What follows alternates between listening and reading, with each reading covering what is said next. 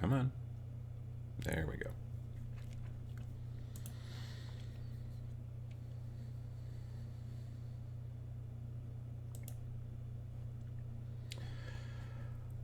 Whew. Oh boy. All right.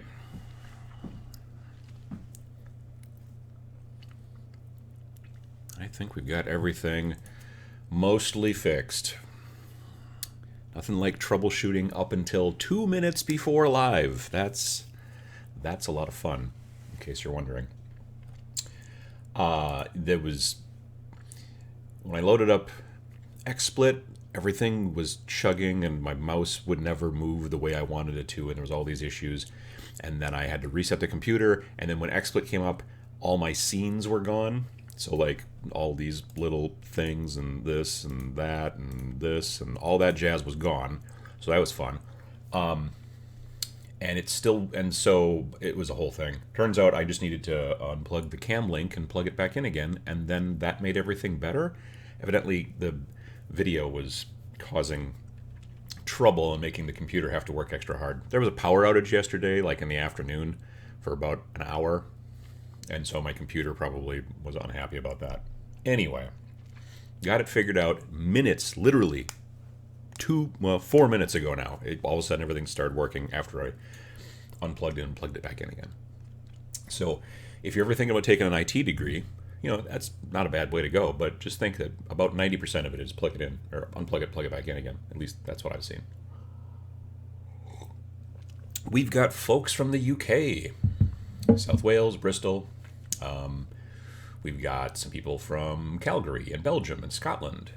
Hello all from New Jersey. Can't wait for TMX this weekend. The long drive will be worth it. Oh, we're looking forward to seeing you, Frankie Lee Bailey. Randall says good morning.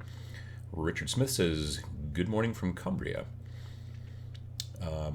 Ryan says, I almost didn't check YouTube because he kept saying no show this week. Well, I think actually last week I said that there was probably going to be a show this week.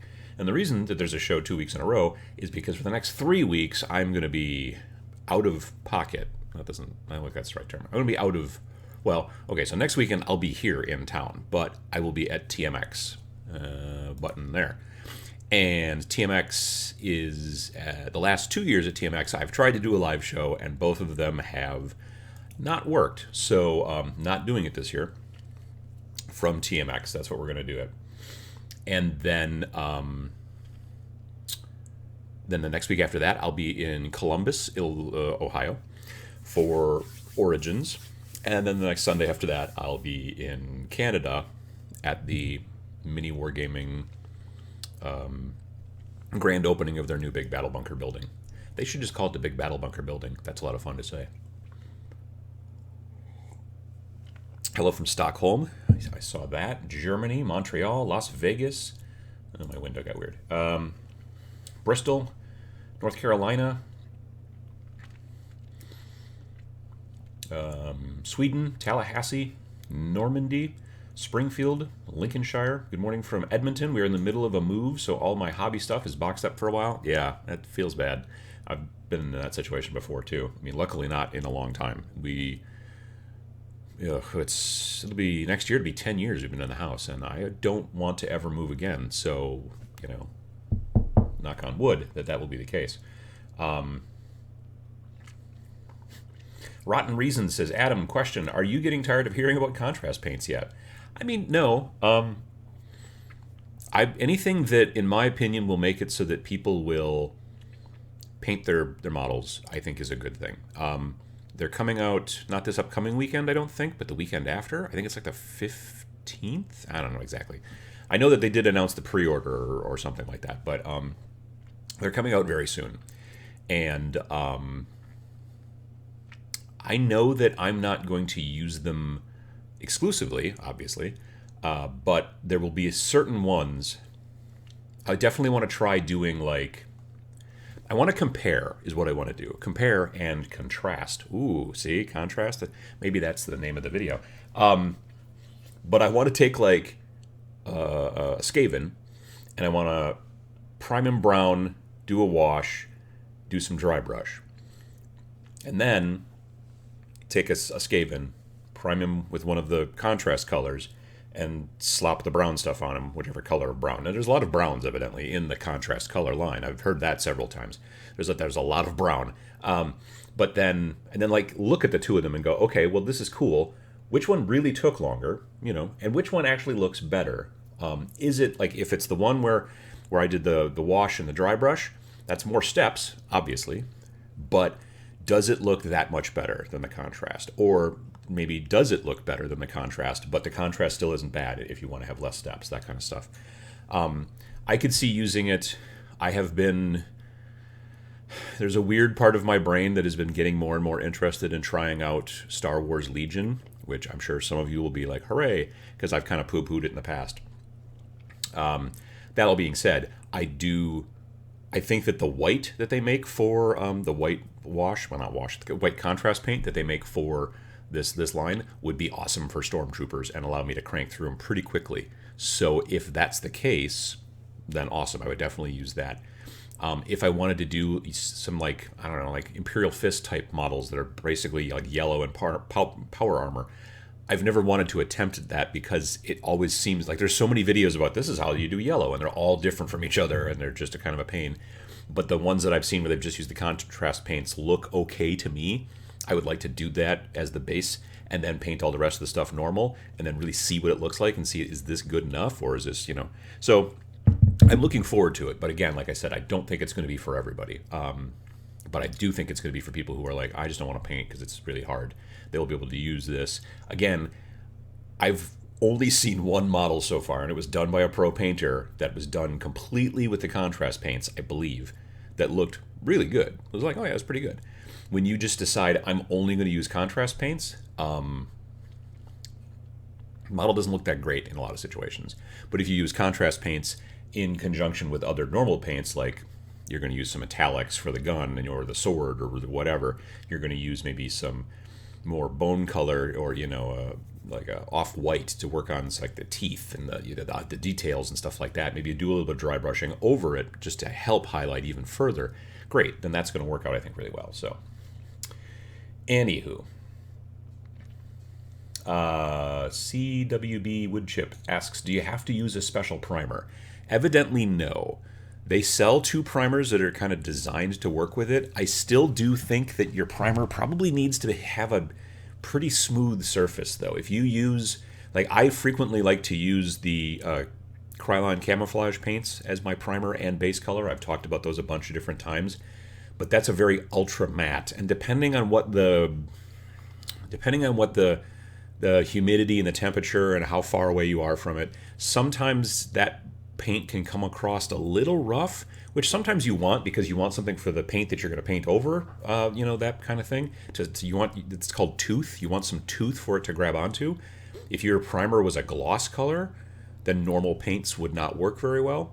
That being said, I think if your primer has a lot of tooth, I don't know that the contrast paints will work as well. I think that the primer does need to be a little bit smoother. Honestly, the Army Painter primers are good, base color primers, but they're not super toothy. They're not rough. They're smooth. So I bet you those would probably work pretty well too. So there's going to be a lot of people experimenting, including this guy probably, with some of those. I'm hoping that GW sends me some of the stuff early. I don't know if they will or not. It'd be nice. But I would like to do some experiments and try to see what kind of I should get a lab coat. If I'm going to do some experiments, I better get a lab coat. That's the way I look at it. Let me see here. Yellow is hard for me, says Keegan. Yeah, no, yellow is hard for a lot of people. What else have we got? Ireland, Newcastle. Star Wars Legion is a deep, dark hole. Fantasy Flight games will crush your wallet. Well, maybe. I don't know. I mean, like, I was looking at the army lists and stuff like that. Honestly, one of the reasons, and this is so stupid, but one of the reasons I'm interested in playing the Star Wars Legion game is because there's a lot of really cool 3D printable terrain out there for it. Like, they have not, as a company, Fantasy Flight has not really made a lot of terrain. They've made some scattered terrain. They made vaporators and some crates and junk like that, which are cool. But like Tatooine-style deserty houses and that kind of stuff, there's tons of companies that are making really cool STLs for that, so that you can print yourself, or even sometimes order directly from them and they'll print it and send it to you. You know, obviously that costs a lot more, but if you don't have a color, or if you don't have a 3D printer, then the STL file is kind of useless unless you have access. Like sometimes libraries have them, so sometimes you could get the STL file, take it to your local library, print it out, and that might be cheaper. Anywho, so yeah, that's the whole thing. Honestly, it's partially because I want to build tables, or at least terrain for Star Wars, and so therefore I kind of figure, well, then I should probably play the Star Wars game.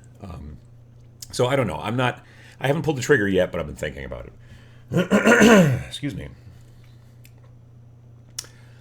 J Solo Arts says, Adam, what is the name of your FLGS? I'm wanting to stop by on my way to Door County later this month. Here in Oshkosh, the one that I always go to is a place called Flying Phoenix Games. I was actually there yesterday.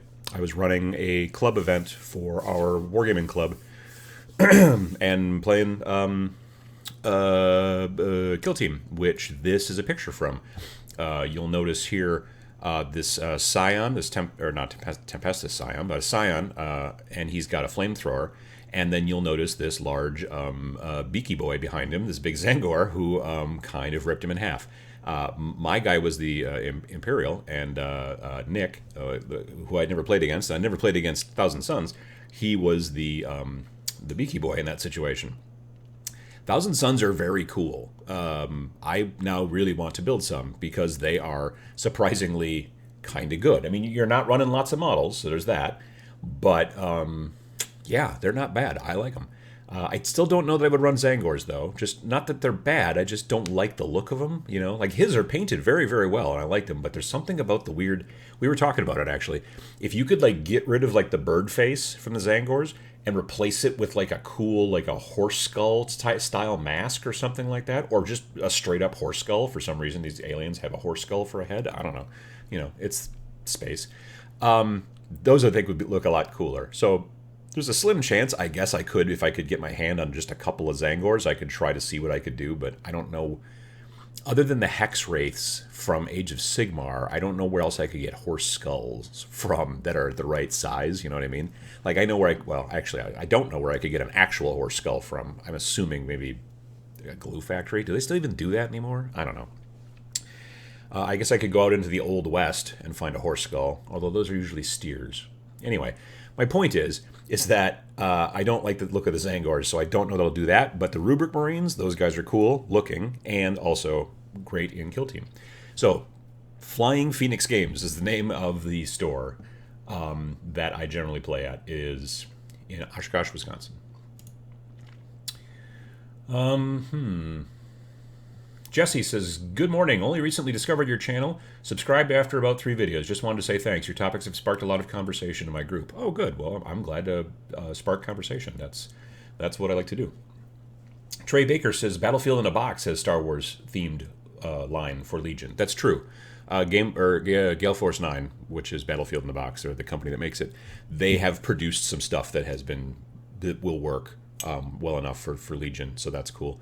I think I would still rather 3D print some of the stuff, though. The problem is with, it's not a problem with Gale Force 9, it's just a problem that, like, I can never find it. I can come across it once in a while at conventions. Like, I bet you they'll have a booth at Origins, and I'll bet you they'll have a bunch of Star Wars stuff. But if I ever get a wild hair later on and go, oh, I should buy some of that stuff and go online, then I can't find it. It seems to be the case. I don't know why. They have these weird kind of limited runs of their pre-painted Battlefield in a Box stuff. Not all of it. Like some things like ruined Gothic corners, you can get those all day, seemingly. But there's like ruined like Tudor-style houses, which would be better for Sigmar or for regular fantasy games in general, or even just medieval stuff. Those I can only ever seen at conventions. Like, good luck trying to find those. And I don't know why they do it that way, but that's what they do. So, I think partially it's just I also want to get my 3D printing itch kind of going again, too. So I could see myself wanting to do that with the buildings from... Like, the STL files that I like the best are from a company called Imperial Terrain. So if you just do a Google search for Imperial Terrain, you'll find they make a bunch of really cool, like, Star Wars style, like, sci-fi kind of buildings, and they also will print them and send them to you. I don't know if they'll print all of them, but they have a wide selection of ones they will print, but then they also have an even wider selection of ones that are just STL files that you can get for like $4 or $5, and then you can print as many of those buildings as you want, I guess.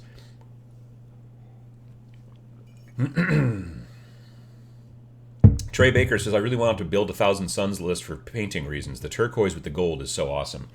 You know, I thought that as well, that I really wanted to go because of that blue and gold thing and everything, but there's so much weird little filigree and all that kind of stuff.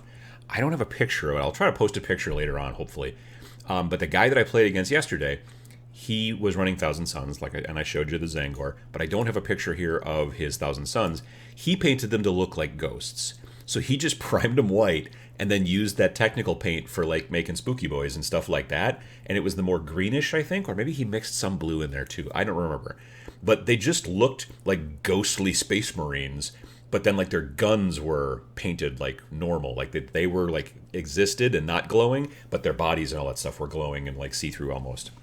And then he even faded up from the feet, so like it was just they were really well done. It was a very cool paint job, and I was like, I kind of want to steal that. And it would also be way quicker than having to try to paint all little gold, all that little stuff, because there's a lot of little stuff like that all over those models. So I get that. Brinty says, when I played some Kill Team, my Thousand Suns team was 5 flamers with an icon of flame. I like burning things. Well, that's good to know. It's, yeah.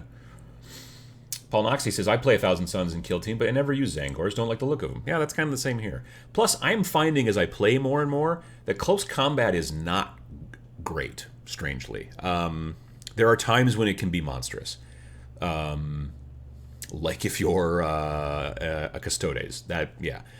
But, I don't know, it happened a couple of times in one of the games yesterday where basically, like, it was later on I played against a Tau player. Again, another person I had not played against before, and another army I hadn't played against yet. So it was really cool to be able to do that. But, like, I charged with my flayed one, because I was playing my Necrons at that point. I charged with my flayed one and got in there and somehow didn't kill the stealth suit. Put a wound on him, but it didn't kill him. And then in the next turn, he just took off. And then I couldn't really do anything.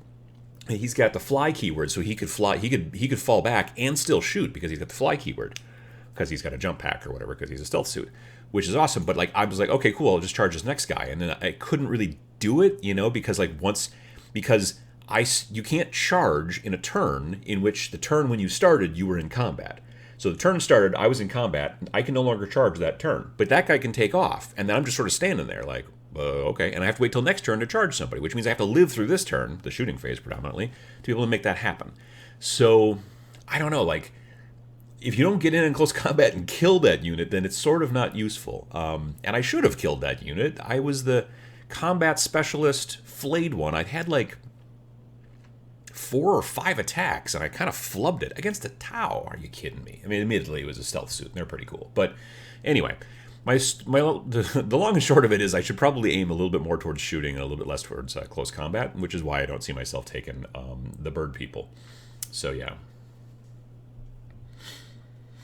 DJ Todd P. Harris says, when I paint yellow, I usually use tan as a base coat. Kills the transparency issues. This is true. I do this, well, in theory, I do the same thing. What the heck did I ever try painting that was yellow? Like I remember using the lightest tan Krylon camouflage color as my base and my primer. And then I was going over with yellow, and it just didn't because then it's it's not too bright, but I was just having a hard time trying to shade it, and it was, I don't know. So I got to figure that out. Andrew Endicott says, which day will you be in Columbus for Origins? All of them. I will be there the whole time. So, I think I might get in on Wednesday night. I got to double check on that. But yeah, I'll be there for a good long time. Now, this year we're not having a booth. I'm going by myself this year. I'll be talking to people about Game 4, and I'll be doing some other stuff. I've probably got something to announce, hopefully, in the next week or so about some of the things that I'll be doing at Origins as well. So that'll be cool. I'll let you guys know in social and whatnot and all that stuff that I'm looking forward to. Yeah. Emily says, I love the Thousand Suns colors too. It's what I miss about Tomb Kings. Yeah, that color scheme, there's definitely something that they were it was super Egyptian, and they were just yep, that's what we're going to do. But yeah, definitely.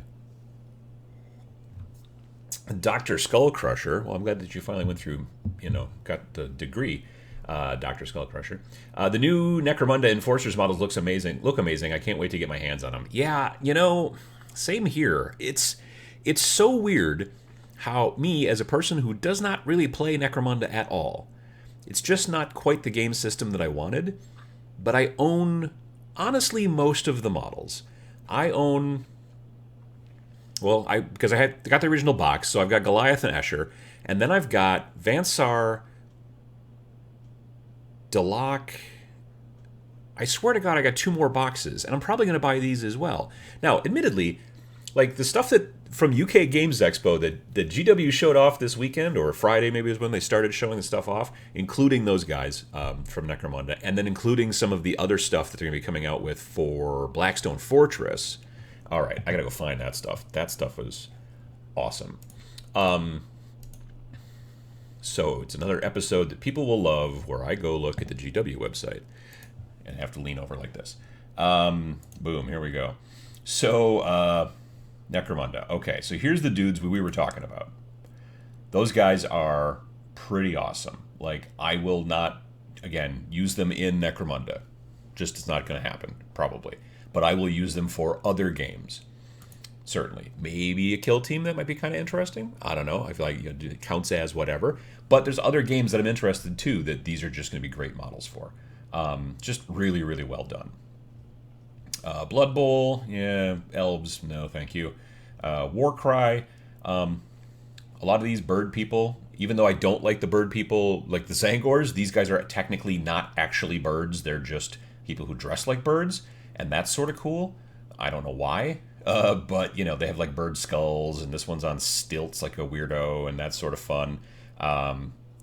They're well-done sculpts. I like these better than I like Zangors. Not that Zangors are bad sculpts. Again, it's an aesthetic thing. I just don't like the look of them.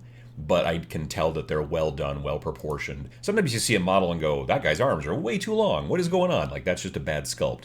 In this situation, they're great sculpts. They're just not my aesthetic thing. Just like elves. Like, I don't generally like the look of elves. Like, that, that face makes me want to kind of poke at it a little bit with my just, but they're very well done.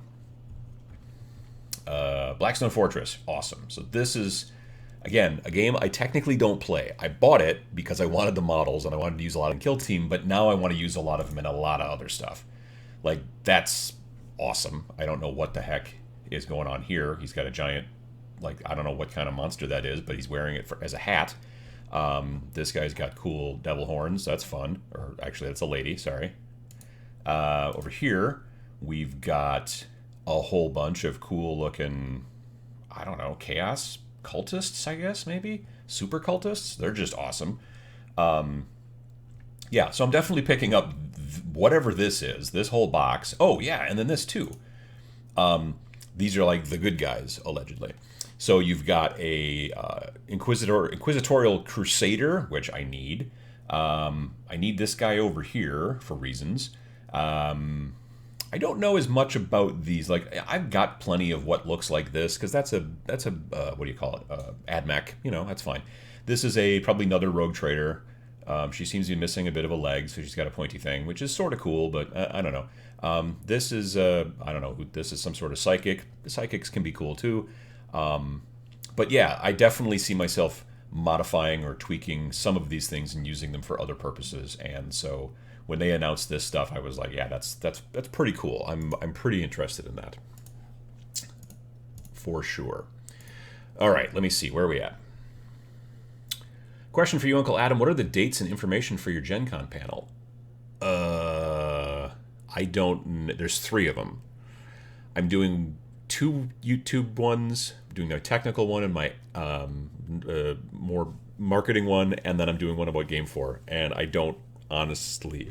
do I? Wait a minute. Did I put them on my phone? I swear they moved one, like time-wise. So I could be wrong on this, but...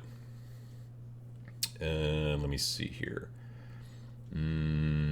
No, I did not put them in my phone because I am a doofus. All right, so I don't, off the top of my head, know. But they should be, like, if you go to the Gen Con events thingy, I would think that at the very least you could search by, I don't know, you could search by my last name, which is Loper, Loper, and maybe that would help you find them. But that's all I got. I can't remember the dates off the top of my head or the times, unfortunately, and I don't have them. I thought I had them on my phone, but I don't. Yeah. DJ Todd P. Harris says, when is Origins? It is the 15th to the 18th or something like that. It's not. So next weekend is TMX. It's the weekend after that. And it's like Thursday, Friday, Saturday, Sunday.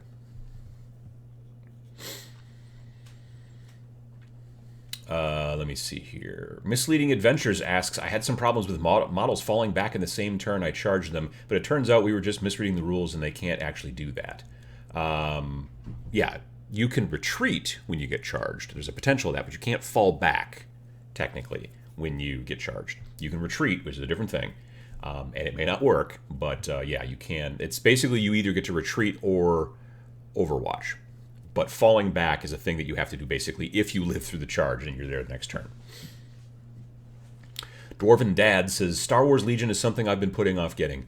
Yeah, I mean, I was the same way, and I still don't really particularly like the Imperial sculpts. I like the Rebels better. I've been talking to a friend who plays, and he believes that they are going to revise the rules this summer when the new Clone Troopers / Separatists get released. So there will be also be revised rules and stuff like that for the original set as well. So he's telling me that maybe hold off.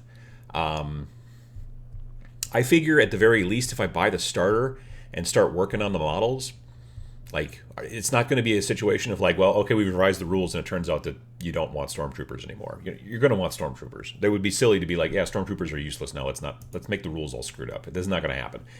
So at least cranking through stormtroopers is something I could do and be relatively. I could definitely believe and be like, yeah, I think that those will probably still be useful after they revise the rules. So I'm going to go that direction probably. But again, the very earliest I would probably even bother to pick it up might be July. Well, I mean, I guess I could pick it up sooner, but the very earliest I probably even get to paint it will be July, because I'm probably not going to get to do much hobbying during June because I will be gone a lot. So yeah, that is a bit of a bummer. Randall says those minis are really nice. Yeah, I was really pretty impressed with a lot of those new models that they showed off at the UK Games Expo. Trey says that people must play Necromunda somewhere. GW keeps releasing stuff for it. I just can't find anyone anywhere. Yeah, I mean, at the Nova Open back last year, when you would come into the kind of the big main huge room sort of that would get you and show you where all the tournaments were and all that kind of stuff, you walked past a huge area of people playing Necromunda. Like, that was like the first thing you saw when you walked by. And so people are playing it. You're right. I don't know a ton of people. I think maybe it's because it's a little bit more board gamey that you don't have to play it like at a shop. You can just play it with your board game style friends or whatever at your house. You know what I mean? Like, you open up the board, there's very little terrain you got to mess with, and then you just play and you have some fun with it and stuff like that. So maybe you're not seeing it. People are playing it, but they're playing it at home more than they're playing it at shops, whereas when you're playing 40K or Kill Team, you have a tendency frequently to go to shops because then they've got the bigger tables and the more terrain and all that kind of jazz and whatever. So maybe that's a thing. I'm glad that they're, or let's be perfectly honest, they keep making great models for it because people keep buying it. They're just not using it to play the game. They're using it for other stuff. Like I said, I have bought I've got the starter box because then I got both Eschers and Goliaths, and then I've bought at least 4 boxes since then. Well, 5, including the Amble. Or not the Amble, Ambot, whatever that guy is, who I then turned into an orc. So, it's one of those deals where, like, sometimes you see them release a box game and you're like, you're just releasing that because then people will buy it for the models, but very few people will actually play the game. Again, I have very little chance that I'm ever going to play Blackstone Fortress, but I really wanted the models, so I picked it up. Down the road, maybe. On the other hand, maybe I will just, down the road, sell the models in the box that I don't want and then try to recoup some money that way. It depends on how you want to do it. Let me see. Spider V says, might pick up some of the new Blackstone minis individually as fun paint projects to break up my army painting.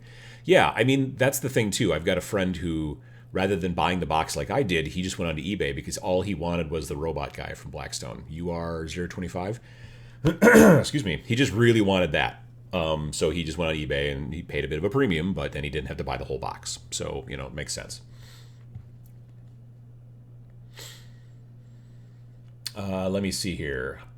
Lauren says, hi, any tips on how to use the Black Templar conversion set regarding which Space Marine to use as a basis?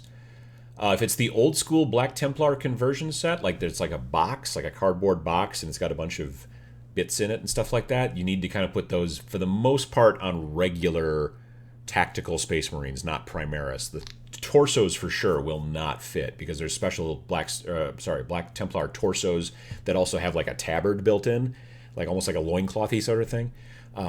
But those won't fit. Excuse me. Those won't fit on Primaris. The shoulder pads will fit on Primaris, but not if the Primaris are push fit. Like the really easy to go together ones, because then the shoulder pads are built in. If you buy a box of Primaris where you get like 10 guys in there and you have to put them all together, kind of part by part, then you could swap shoulder pads because Primaris shoulder pads and Tactical Marine shoulder pads are the same. But if there's some other thing that you're talking about for Black Templar, like some other conversion kit, then I'm not as familiar with that one. But I used to be very familiar with the cardboard box, which I don't think they make anymore, but it was about yay big. It was like the size of like a normal Tactical Marine box, and it was just like 2 sprues, or maybe 3, and it was just all kinds of weird add-on bits for Black Templars. But like I said, that was before there even were Primaris Marines, so they're predominantly aimed towards the more tactical Marines. Paul Noxie says, by the way, Tabletop Minions, Miranda, Wargamer girl, was streaming yesterday and mentioned your Valhalla kill team with her should arrive this week if all goes to plan. Oh, well, good. That'll be good. Yeah, we filmed that last year in October, so it'll be good to see it come up. I just assumed it wasn't going to happen because we were filming it as it was getting darker, and the room that we were in, we were predominantly dependent upon the sun, like the lighting. And as it got darker and darker, I think it was becoming more and more difficult for Tommy, her husband, to film properly. So I assumed that maybe just like the end didn't work. But yeah, it'll be cool. I'm looking forward to checking out that game. I'm trying to remember what the heck army I was running. It was either Necrons or Death Guard. It was a long time ago. I don't quite remember now. Let's see here. Mr. Kavoshi says, I've attempted to use Game4 to link up with people. So far, I have been ghosted after sending DMs to people who showed their initial interest. Any suggestions on how to connect with more people? That's one thing we can't solve, is human nature. You can set up... excuse me. I've got something stuck in my throat. Hang on a second.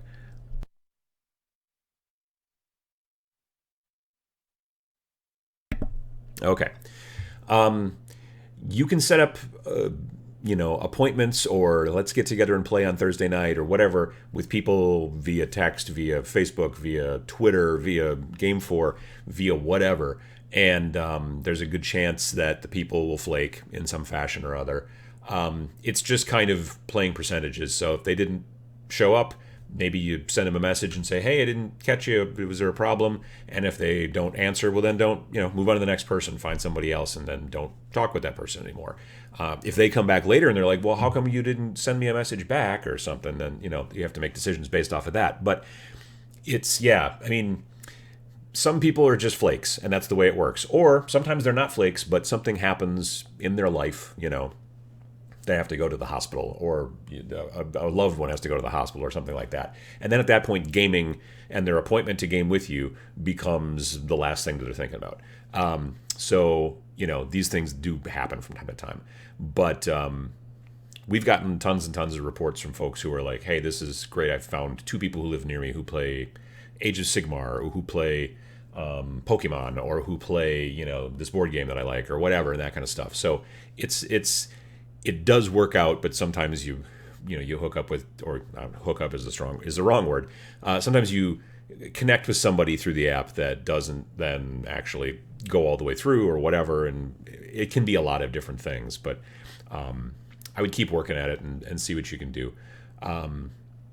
We've been finding too that when you start, like they take a little bit of work, but when you start like a group or club in the group or club section for Game 4, if you can like it like my group and club in here in town, we've got up to about 21 members. So, but obviously, like, not everybody can come to every event, and and sometimes summer is worse. Like yesterday, there was not a lot of people at the Kill Team event because it was the first day of June, and it rained in the morning, but then it was lovely the rest of the day. And so, yeah, there was a lot of people out doing things and whatever, and weddings and all kinds of junk like that, which is understandable. But it does sometimes with a group or a club when you kind of, if you're just like reaching out to one person, that's different. Sometimes it's a little bit more different, or sometimes for them it can be a little bit. Like they replied, but now when if they've got anxiety and that kind of stuff, they can be like, I don't know about going to meet this person at the game shop. But if it's a club event and there's going to be more people there, then they didn't just come to meet you, which might make them anxious. They're coming to an event. It depends on what type of anxiety they've got. And there's a lot of different options there, but it does work. So yeah, definitely keep messing with it if you want.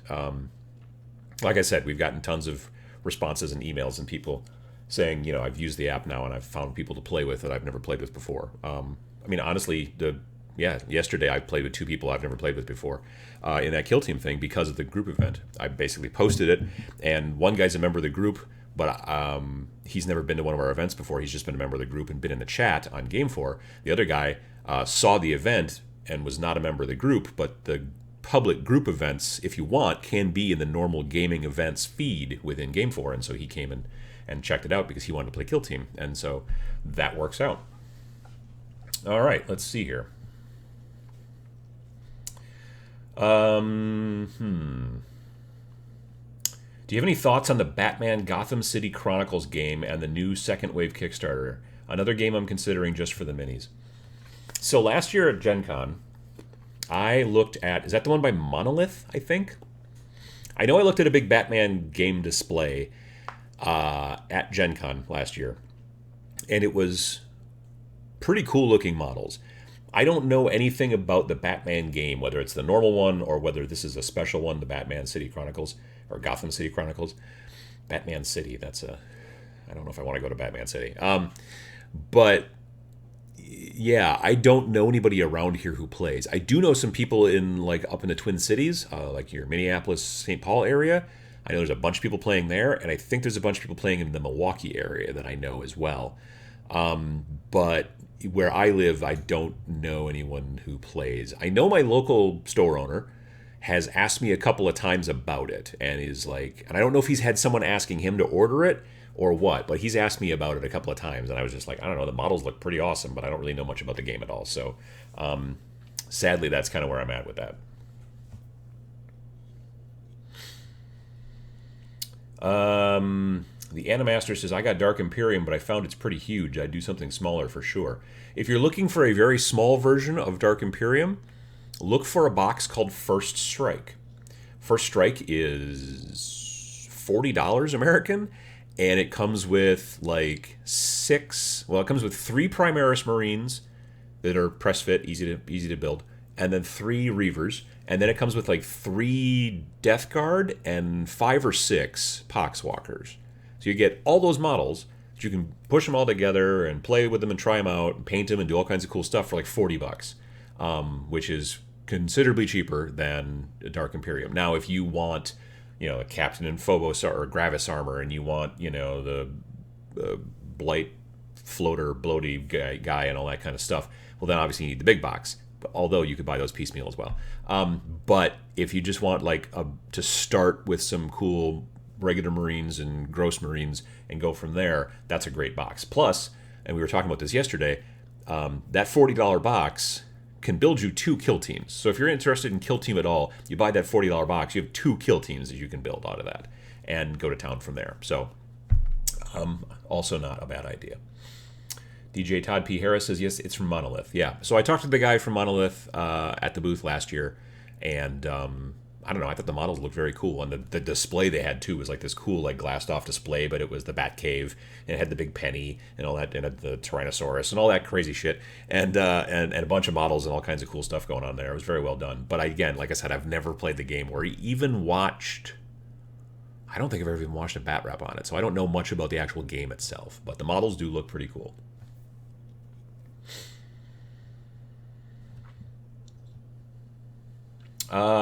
Priest of the Tachenka Church. I'm not sure what that means. But, hey, Adam, what's your opinion on the Custodes in Kill Team? So I played the Custodes 2 weeks ago? Maybe. I think it was either last week or 2 weeks ago. I played against a friend of mine who had... And he just brought two. He brought like the 33-point guy and the 67-point guy. And I can't remember the names of the two of them. The 67-point guy's name starts with an A, that unit name. And the other one is just like a regular Custodes base kind of guy. So he was two guys versus my Imperial Guard list of at least 11, if not 12 figures. I won with my Imperial Guard, but only because the game ended turn 4. There was only one objective, and I clogged, like, basically his way to get to the objectives with bodies. Like, I just... If it had gone to turn 5, I would have been done. Easy. Because he could have just probably chewed through the rest of the guys and gotten there, and I would have been nothing I could do about it. Because literally, each of his guys killed a guy every single turn. Like, just easy kill. Just nothing. Like, I think I put one wound on both of those models. But they have at least 2, if not 3 or 4 wounds per model. They're very monstrous. I don't have the book right here, so I can't look it up. But and that was with like plasma. Like it was not great. So yeah, definitely. They're tough, but it's very tough for them to hold objectives because there's usually only 2 or maybe 3 of them if you're playing a normal 100-point game. So yeah, definitely.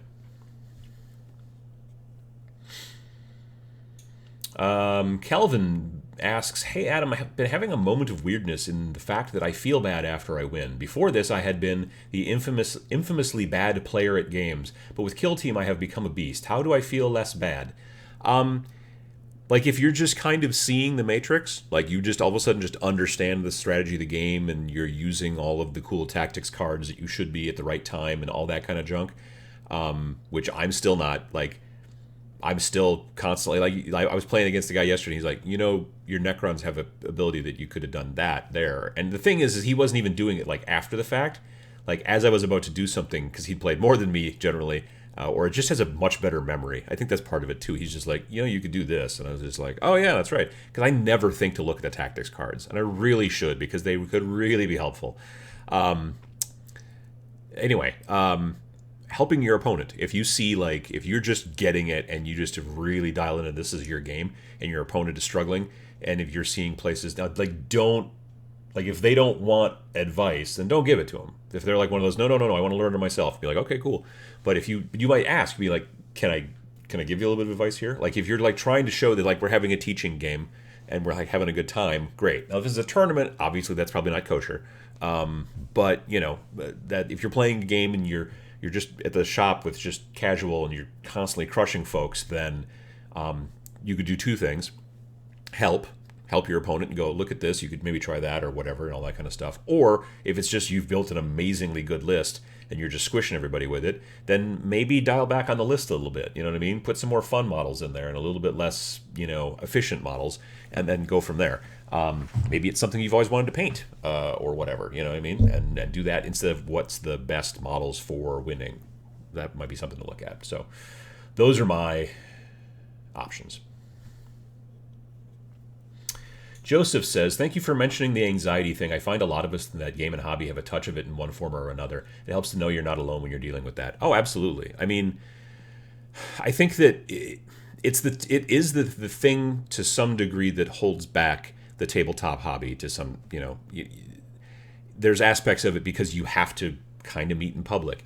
When you play a video game, the anxiety is in many situations not exacerbated the same way because you're sitting at home on your couch or in front of your PC or whatever, and you have that extra kind of cushion. You know what I mean? Yeah, so that's kind of interesting, but it's something that makes tabletop gaming a little bit more difficult for some folks, and I get that, and that's why we definitely with Game 4 we wanted to make it so that you are not sharing, like, if we're very concerned about safety and security, so We're not. You don't have to use your real name. You don't have to use your real picture. All we need from you is an email address so that we can verify that you are who you say you are, not that you're the person, that you're the email address that's actually signed up for the account.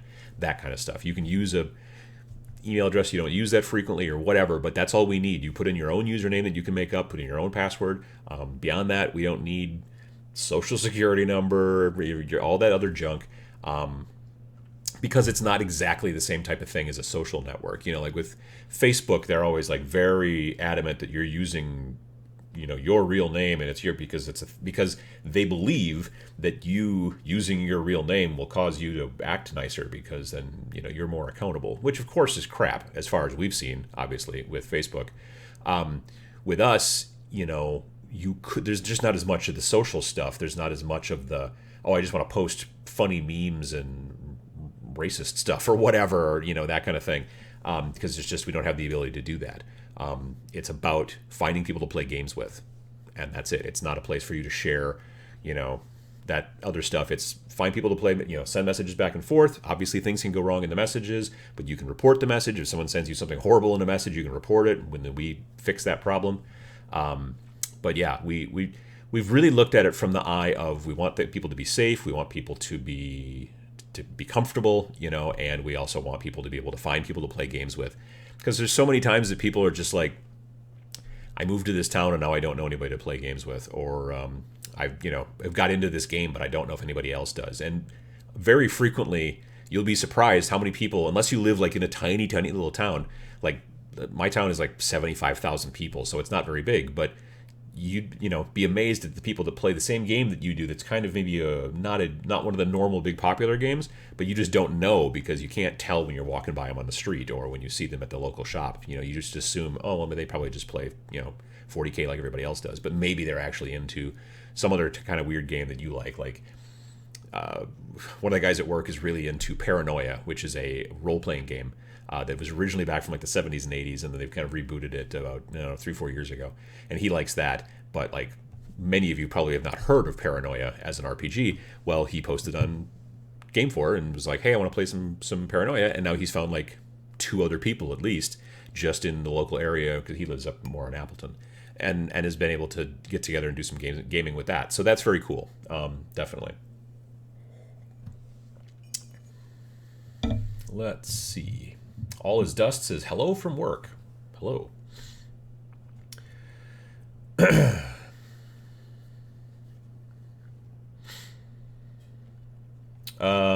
Devin Jones says, that's not why Facebook wants that. It's their public reason. Facebook wants the real names because it makes the data set cleaner and means it's more higher value to marketers. That's also true. Like, we don't track or sell or do any of that stuff. I can't even spell algorithm. So honestly, yeah, we don't do any of that either. So yeah, but you're right. That's when you are using a product like that and you are using it for free, then you are the product. But the camera stopped. Dang it, hang on. But in our situation, you are the product, but just because of the ads, that's the only way we're making money. We're not selling or remarketing or doing any of that other shenanigans with the Game 4. Now, which one do I have to unplug again? That's the HDMI. I'm going to unplug this one. And now it says device is not available. I really got to get that technical difficulties thing set up here.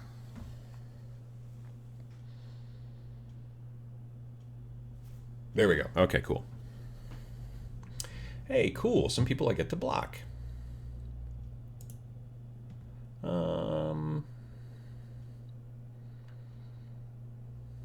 Remove.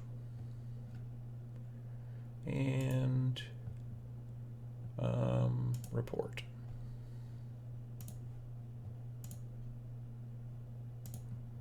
Okay, there we go. Sadly, moderator Matt is not here today. I did not give him a heads up. So yeah. J Solo Arts is, Adam, what is the name of that cable that connects your DSLR to your computer like a webcam? It's not the cable so much, it's just this weird little dongle. It's made by El Gato, which is Spanish for the gato, I think.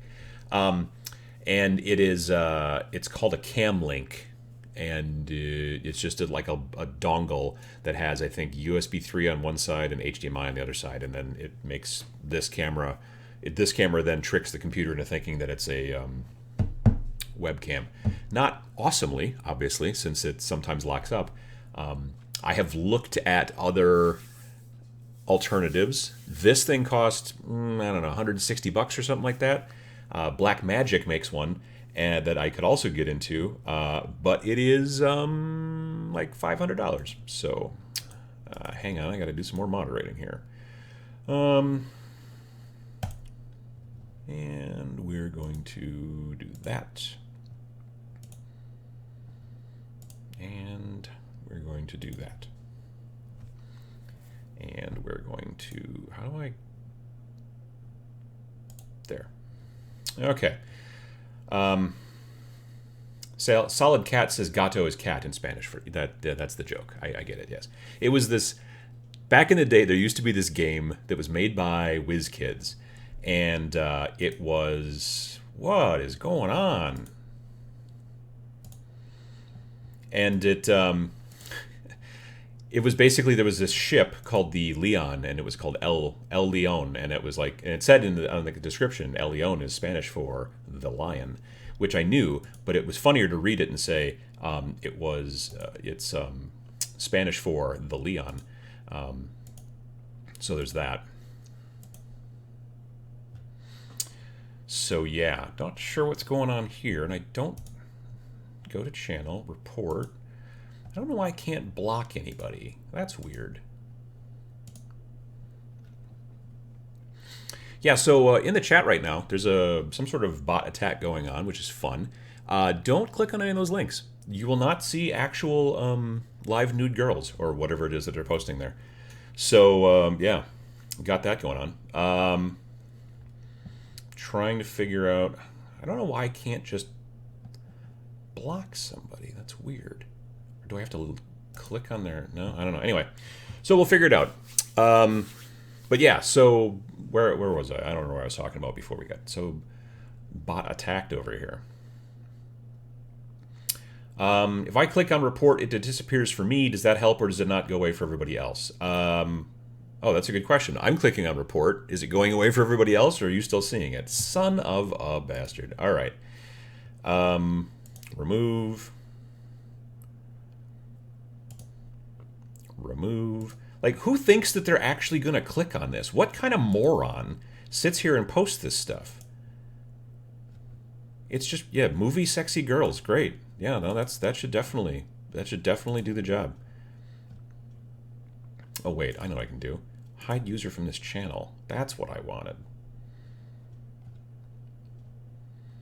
So I'll be doing that. Life after the cover save. Hey, guys, how you doing? This is normally not the case. Normally, I don't get attacked by jerks so much anymore. But you know, this is what, like, some people like to do on a Sunday. Admittedly, it's probably not a person. It's probably a bot. You're right. But anyway, if you want to find live nude girls, this is not the place, honestly, really, you know, truly, to come to. I would tell you any place else, but not here. Let me see here. Life after the cover save says, talk about zone raiders. That's not a bad idea. So earlier, when I was talking about like all the Necromunda models and all that cool stuff, that I'm like, yeah, I keep buying these models and they're great, but I'm using them for something else, not Necromunda, then partially what I'm looking at is using them for this game called Zone Raiders. Zone Raiders, there was a Kickstarter, but they're going to be releasing it like full-blown soon. Although I think what I did was I just went onto their website and they had like a, hey, did you miss the Kickstarter thing? You can do this thing here. And I'm going to be getting the hardcover book when it comes out, but I also already got the PDF. And Zone Raiders is a game of, it's far, far, far, far future, as many games are. And it is a skirmish game, sci-fi skirmish game, where they don't have a model line, so you use whatever models you want. And the concept is there's basically two types of humans now in this day and age. There's post-humans, who are basically they've uploaded themselves to computers or whatever. They're the next iteration of humans, and they're super, super, super technological. And they have built something called a Dyson sphere, which, if you've read science fiction before, the concept of a Dyson sphere is when a civilization gets technologically advanced enough, they can build like a structure that goes around a star, so they can harness basically all of that energy from the star for whatever reasons they want to do that. The point is that that's what these post-humans have done. The other humans, who are not post-humans, they are closer to what you and I would consider to be humans, happen to live in the layers of that Dyson sphere, kind of as stowaways. They're not supposed to be there, but that's where they've ended up. And they don't even know how they've gotten there. They've been there for so long that it's just where they've always been, as far as they know. And it's vaguely post-apocalyptic, except it's post-apocalyptic and you live inside of a giant machine, and that's kind of the way it works. It's very cool artwork. It's very cool story. I like the game system as well. And I love the concept of just being able to build whatever weird kind of models. Like there's something I think really beneficial to being like, yeah, we've made this game and here are the models and that's great. And you know what to buy so that you can get into the game, especially if you're new to wargaming in general. But once you get, I think, experienced enough into wargaming, and you may not even have this itch, depending, you get to a point where all of a sudden you're just like, I want to make my own people. Now, you're not going to sculpt from scratch. I don't even sculpt from scratch. Nobody that I know, except, well, Sam has done a little bit, but I don't know anybody. But yeah, Zone Raiders really kind of like shows you a bunch of different factions, and then you can be like, okay, cool. I can build guys that look like that using these parts and these parts and these parts. And that kind of kit bash thing is the thing that also really draws me to games like that, where there's not a model line and I can make the models the way that I want to look based off of other stuff. And the fact that lately Games Workshop, especially with the Blackstone Fortress stuff and the Necromunda stuff, has been giving me a lot to work with. Seriously. Like, I can honestly use some of those models just straight out of the box and be like, oh, these will be great for Zone Raiders, or I just got to do a head swap or some stuff and then boom, done, that kind of thing. I think it's very cool. So, yeah. Brian Griffith says, there's something more important I just noticed. Necromunda is missing. He's preparing for next week. He'll be at TMX, and he's out on patrol doing Necromunda stuff. So, yeah. But it was not Nick doing the spamming, though some of you have said that, but it's not the case.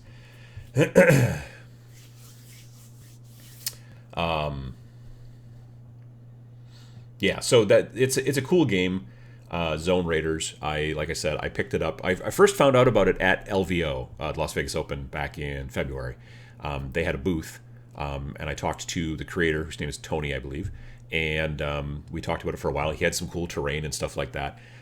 Another reason I'm interested in is because it is a game that the terrain, like, because these humans are living within the layers of this giant, humongous machine that's the size of or bigger than a star, like, there's no railings everywhere. They didn't, the post-humans didn't build this to be OSHA approved. Like, everything is going to be really alien and weird and strangely technological, and there are like acid pools here and there. Like in the book, they talk about how there's like an entire desert of rust, and so I'm just like reading all this stuff, and I'm just like getting all these ideas in my head for like cool terrain tables and stuff like that.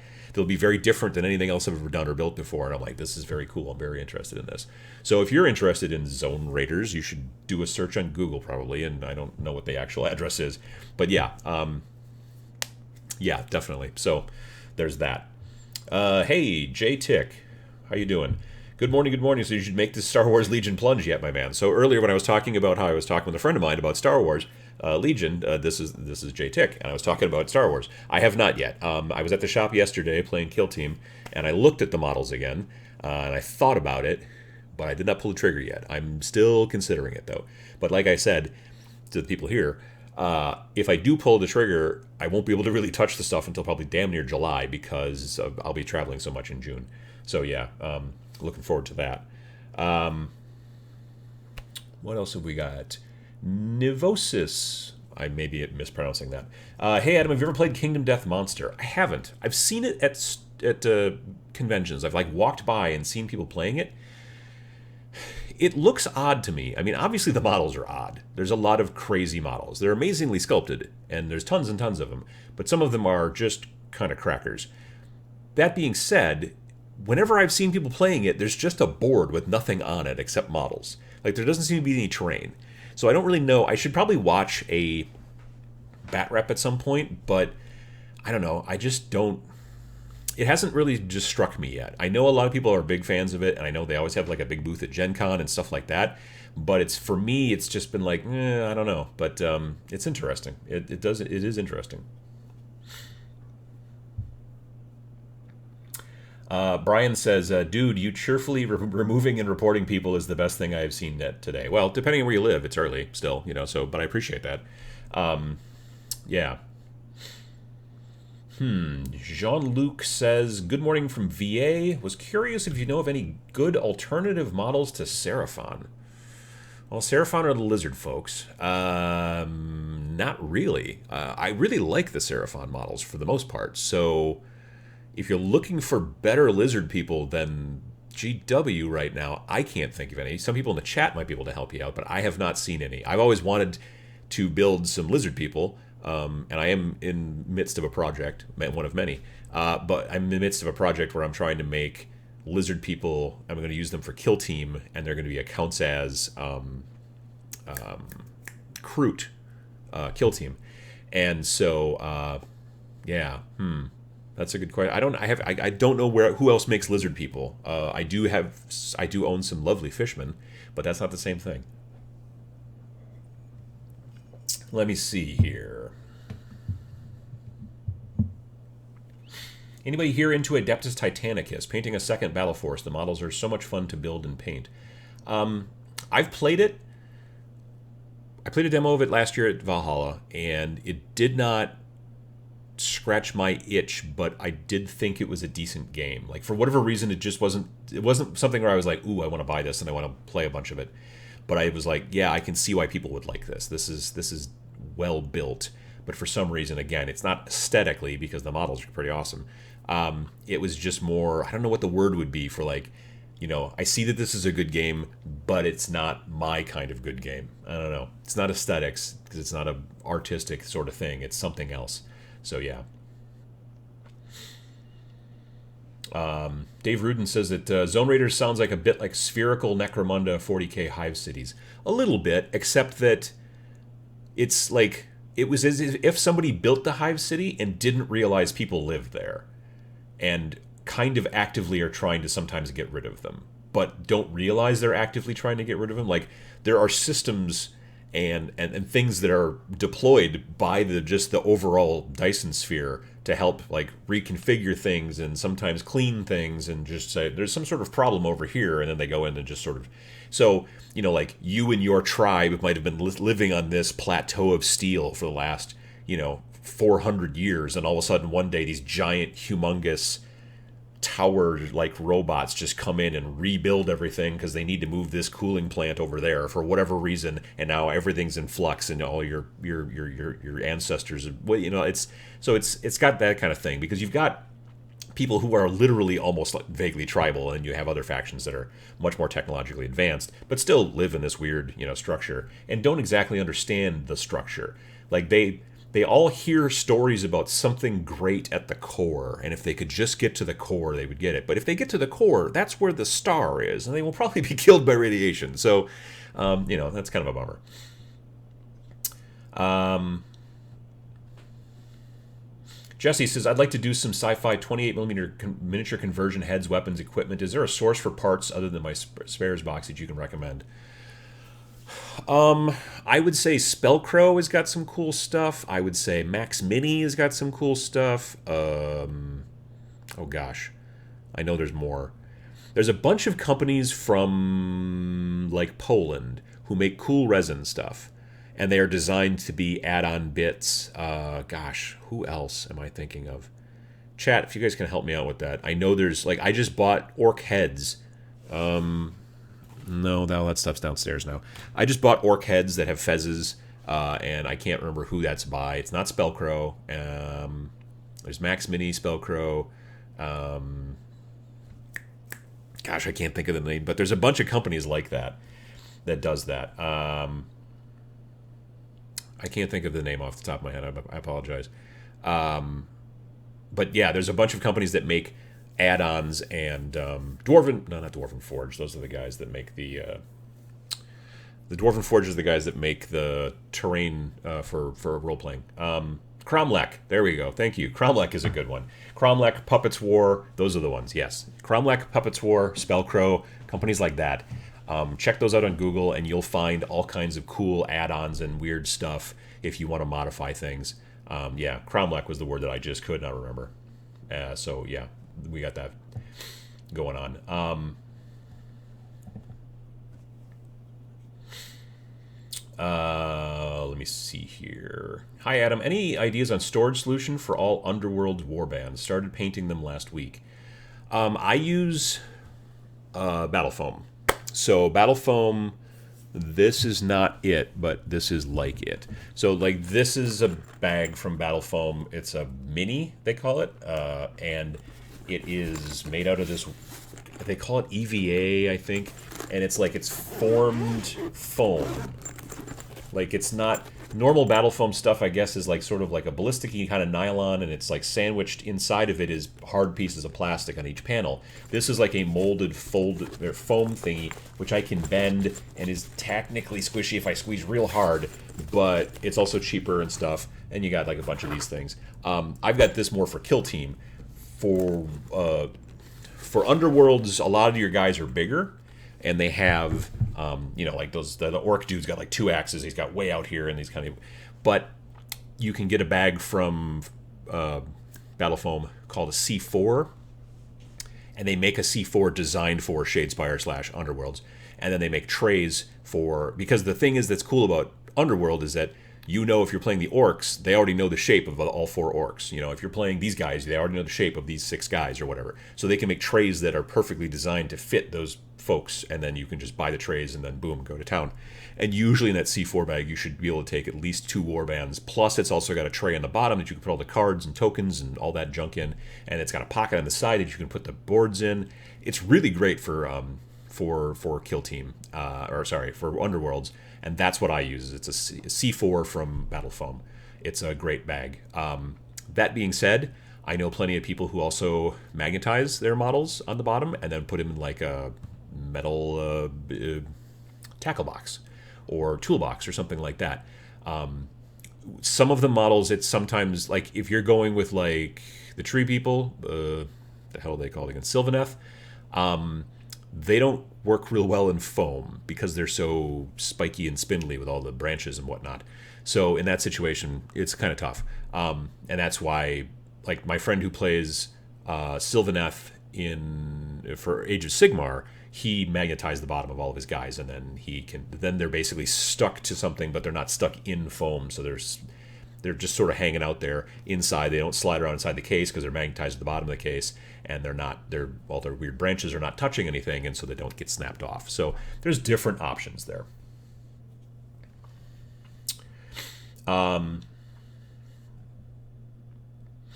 What else have we got? Jamie asks, hey Adam, have you seen the new Rust-Oleum Ultra Matte Rattle Cans paints that they're paint and primer and come in a few different colors? Pick up a few cans, but I haven't had a chance to try them yet. Yeah, where the hell was I? I want to say maybe at Lowe's? I was doing something for the house, getting some sort of hardware type shenanigans, and I happened to walk by the paint area, and I did see that there is now an Ultra Matte paint and primer color from Krylon, and or is it Rust-Oleum? Rust-Oleum, okay.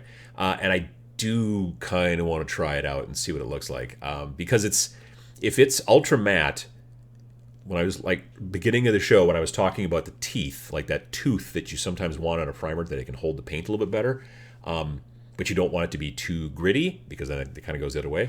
I'm interested in seeing how that works out. So I have thought, I didn't pick any up that day because I was on my way to do other stuff, but I have thought about giving it a try and seeing how it works out. Generally, I like the Krylon camo colors better than I like the Rust-Oleum ones, but if Rust-Oleum can make some other cool colors, that's cool. I'm the project that I'm working on right now. I'll be working on some more later this afternoon. I actually just primed with the Army Painter. So the Army Painter spray cans that I used it might be ultramarine blue or some other shade of blue. I forget. It's a blue. I forget what the name of it was. But I used it for my Blitzbowl team, which which are humans, and I want them to be I want their uniforms to be predominantly bluish, and then yeah, but I need to get those done by TMX next week so that I can play with VJ Morph, who is not in the show today that I've seen, probably because he is on vacation here in America, heading on his way to TMX next weekend, which is fun. What else have we got here? Do you think that Drukhari is an okay first 40k army, having a hard time choosing a faction? They're very pointy. I don't really know a ton about them, again, because they're elves, and I've generally never been a big elf player or fan, so I don't know a ton about them. Generally, your first 40k army is probably not... In some situations, you hit it perfect. It's exactly what you're looking for, both in playstyle and in aesthetics and in hobby, and like you love to paint them and all that kind of stuff, and that's great. But in a lot of situations, that's not the case. So, you know, don't worry too much about it. It's an investment, obviously, to get into a game like 40k. If anything, I would maybe tell you to think a little bit about Kill Team, because then you could build and paint far fewer Drukhari. And like the book for Kill Team is like $40, and then you buy like a box, maybe 2 boxes, depending on what your kind of army list you're trying to build for Drukhari, and you could try them out, see what you think, see what you like about them, and then if you then just want to start getting into regular 40k, those models can just move into 40k. Like, they're not separate. It's 40k models. You're just playing it in Kill Team. So that's maybe a way to look at it if you're starting out. But yeah, you know, if you're dead set, no, I've got to build a 2,000 point army of Drukhari or of anything just for 40k, then it's a bit of a gamble. But I mean, talk to other people in your local area if you can, other players, and find out, and do some searches on, watch some bat reps, honestly, battle reports, from what I understand, by people who are competent at playing, so they're not teaching you the wrong rules. That can be very useful, I think.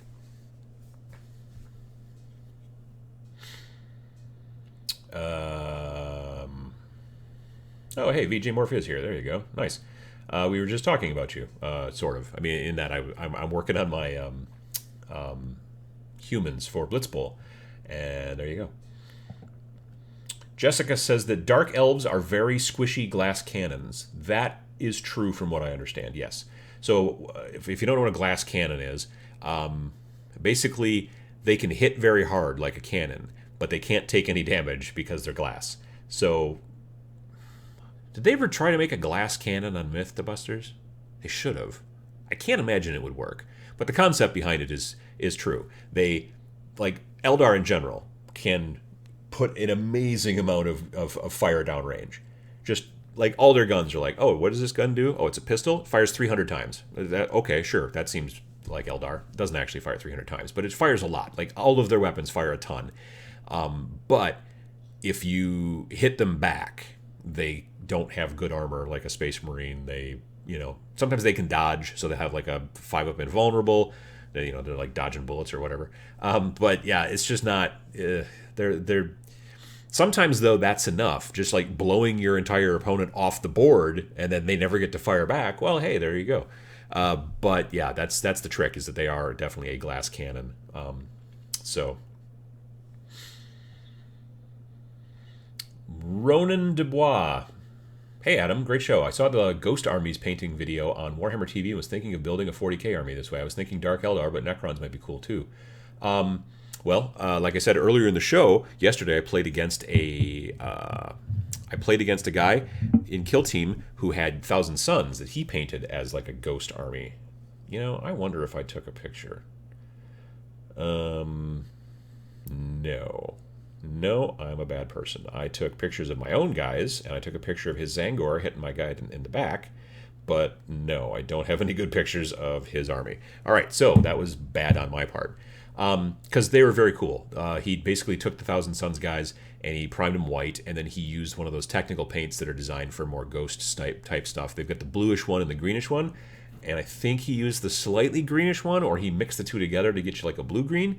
But they were very, they were very cool like that. But then, like I said, like the guns were like corporeal. They were painted and they were silver or whatever, or, metal colored or whatever. But the guys themselves were all ghostly, and that was very cool. So yeah, and probably also very quick to paint, which is also a benefit. Devin Jones says, I was lucky. I started with Death Guard, and they were a perfect fit for me. Love painting them, and I enjoy playing the super resilient, slow-moving force. Yeah, no, that is... It's nice when that happens. Like, my first 40k army was Tau, which were super easy to paint, and I enjoyed that, but I didn't enjoy... Like, I couldn't customize them very much. You didn't see a lot of spikes or skulls or weird stuff like that going on. Like, so that's why I moved over to Chaos. And that was my thing, at least at that time, for the Tau. And that's why I sold my Tau with the help of Sam. Some of you have probably seen that clip before. But yeah, definitely. Granberg says, I use the Rust-Oleum's Painter's Touch rattle cans, and they are great. Great coverage, no grit, comes in various colors. I'd like to try them and see how paint goes onto them, especially if it's the Ultramat. I think that could work out well, and see if it works as a decent enough primer painter, or primer slash base at the same time. Yeah, so yeah. Yogurt Acid says, hey, Adam, any suggestions for beginner-friendly airbrush? Bought one of those airbrush compressor kits sets on Amazon a while ago, and the airbrush stopped working after a while. Not sure if user error. I mean, it could be user error. What I would tell you, as far as if you say it stopped working, I'm assuming you mean it's clogged. Here's some tricks with airbrush. If you've got a clogged airbrush, I would take it apart if you can, which if it's really clogged, you might not be able to. At least might not be able to get the needle out of there, which is understandable. But try to take it apart. You mainly want the main body, which has got the part that the hose gets into and the part with the cup, and then the needle goes through it this way. That's the main thing you kind of have to clean a lot of times. Sometimes it's also the nozzle in the front. Like the needle, you don't have to clean particularly. I mean, you wipe it off, but it's not... There's nothing really to get dirty on the needle. Other than just wipe it off and you're fine. But if you've got a clog and it's not working and there's some sort of problem that way, what you can do is get nail polish remover. Les Bursley, who is... He doesn't really post on YouTube anymore, but he's a very, very good painter and does a ton of airbrush work. He made a video years ago about how he cleans his airbrushes with nail polish remover. Now, that stuff is super flammable, so don't do it, if you've got a bunch of candles lit because you love the aroma. You're doing a little bit of aromatherapy. Don't do that. Probably, maybe do it outside, just vapors and whatnot. But that stuff will break down pretty much any acrylic paint that you fired through it, and will help you to clean your airbrush, hopefully, to get it back so it's unclogged. You probably, if there's any spot where you can see like an O-ring kind of a thing, you might want to pop that off and keep track of where it was supposed to go back to, but pop it off before you put the nail polish remover in there. Like maybe pour some nail just like in a shallow thing and then rest it in there, or pour something like that. But that will get the acrylic paint generally out of your airbrush and hopefully help with that. If that doesn't work, or whatever, then I like Iwata makes a brush called a Neo, which is about roughly $80, which is not bad. You could look at Badger as well.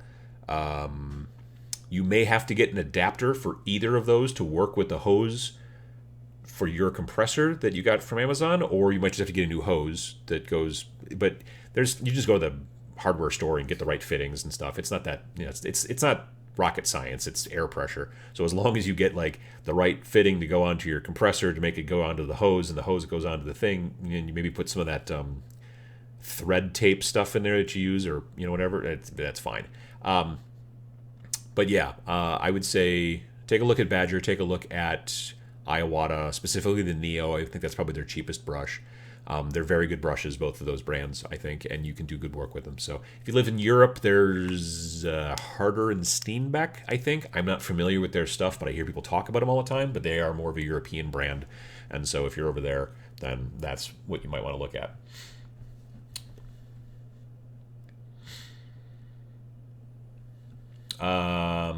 John says, I bought a few starter kits to get my friends playing it with me. I thought Necrons would be my go-to, but it turns out I was into Chaos. It also feeds my Astra Militarum side as you can get the cultists. Oh yeah, no, absolutely. I mean, that's, you know, I did a video years and years ago about how, you know, which army should you pick, and I was initially saying, just what do you think like the looks of, and then read the fluff. What do you like the fluff, like, you know, and then maybe find out about the game style, like, you know, Necrons are not super close combat oriented, so if you really like to get up into people's faces, then Necrons are probably not the way to go. If you're really into close combat, don't go Tau, you know, that kind of thing.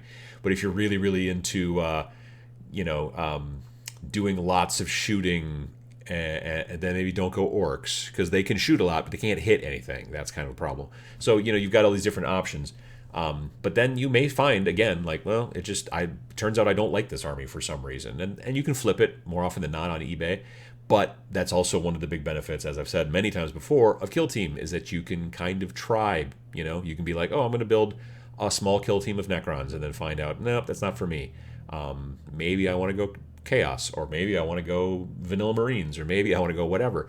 And you know, you can just kind of, I don't want to say you can try before you buy, but you can try before you commit yourself completely to, say, 40K, if you were going to build a big 2,000 point army. Building 5 to 10 guys versus building an entire 2,000 point army can be, I think, super helpful.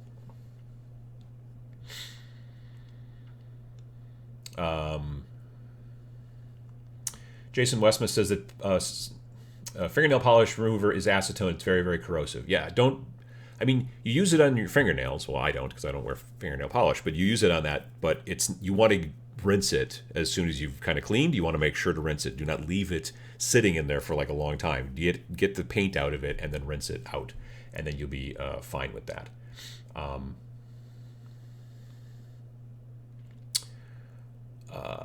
John says, waiting for contrast paints before I start my 237 model infantry only Astra Militarum list. Yeah, I mean, that's a way to go, definitely. My folks here, which these Astra Militarum, technically this is a Scion. I started with the light tan Krylon camouflage and sprayed them all that's primer and base, and then I painted the armor bits green. I did some wash on the pants. You guys can't see me moving my mouse, sorry. But yeah, I did all that stuff, and they worked out quite well, and it's quite quick. But I can see if you just spray them all white and use one of the lighter brown, like tans, if you're trying to go for the standard kind of Cadian look with the tan and the green. But if you're trying to go with something else, there's going to be a lot of things for you to like experiment with those paints when they come out in the next week or two or whatever. Yeah. What else here? Pop Burnsy says, oh yeah, also seriously eyeing Necrons on top of the 6 or 7 other teams. Yeah, like Necrons are one of my first 6 kill teams. Let's see. So far my kill teams are, I've got a predominantly Primaris, although there's a couple of scouts in there. So it's Primaris and Reavers, and they are Black Templars.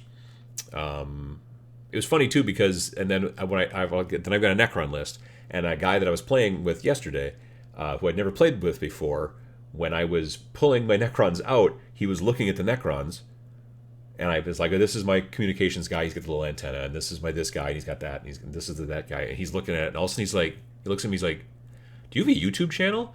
And I said, yeah, and he's like, because I've seen those guys before. And it was kind of funny that I was sitting there, and he didn't recognize me, but he recognized the models, and I was like, oh, that's cool. So then we talked about that for a while. But yeah, so he recognized my personalized, you know, the Necrons and stuff like that.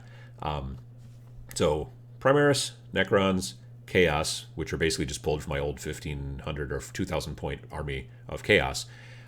So they were not specifically made for Kill Team.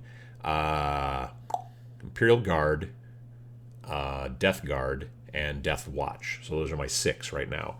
Next kill team on the block is probably going to be Tyranids, because they are built, their bases are textured, and they're primed. So hopefully my next hobby stuff, after I get done with these Blood Bowl guys, are going to be those guys. Because I want to start messing with those Tyranids too, because I've never played Tyranids or even painted them before, so I'm looking forward to trying that out. Matthew Stafford says, "Hey Adam, first time joining your live show. Love your channel. Keep up the good work or the great work. Thank you. I appreciate it." JD Kane says, "Using Kill Team, I'm slowly building up to a Black Legion force. Heretic Marines, Thousand Suns, Plated Black Legion, Servants of the Abyss, and now some Terminators. Everything I can put into an army." Yeah, I mean it's a slow grow kind of easier way that allows you to head towards full blown 40K if that's where you want to go, and that's by design. Obviously, like they did that because they knew we'll be able to get more people playing our games and that kind of stuff if we can do that. So yeah. Randall says, "Does anyone own just one kill team?" Some people. I mean, people starting out, certainly. The guy that I was playing yesterday who was Tau, well, actually both those guys. The guy I was playing Tau, that was his only kill team, but it was pulled from his Tau 40K list because he'd been playing 40K Tau for a long time. And then the other guy was also, this was only his second game that I played against him yesterday. He was the Thousand Suns player. And so that Thousand Suns is his only kill team. But we were talking about what his next kill team is going to be. Probably Necrons, because he does have a Necron 40K army.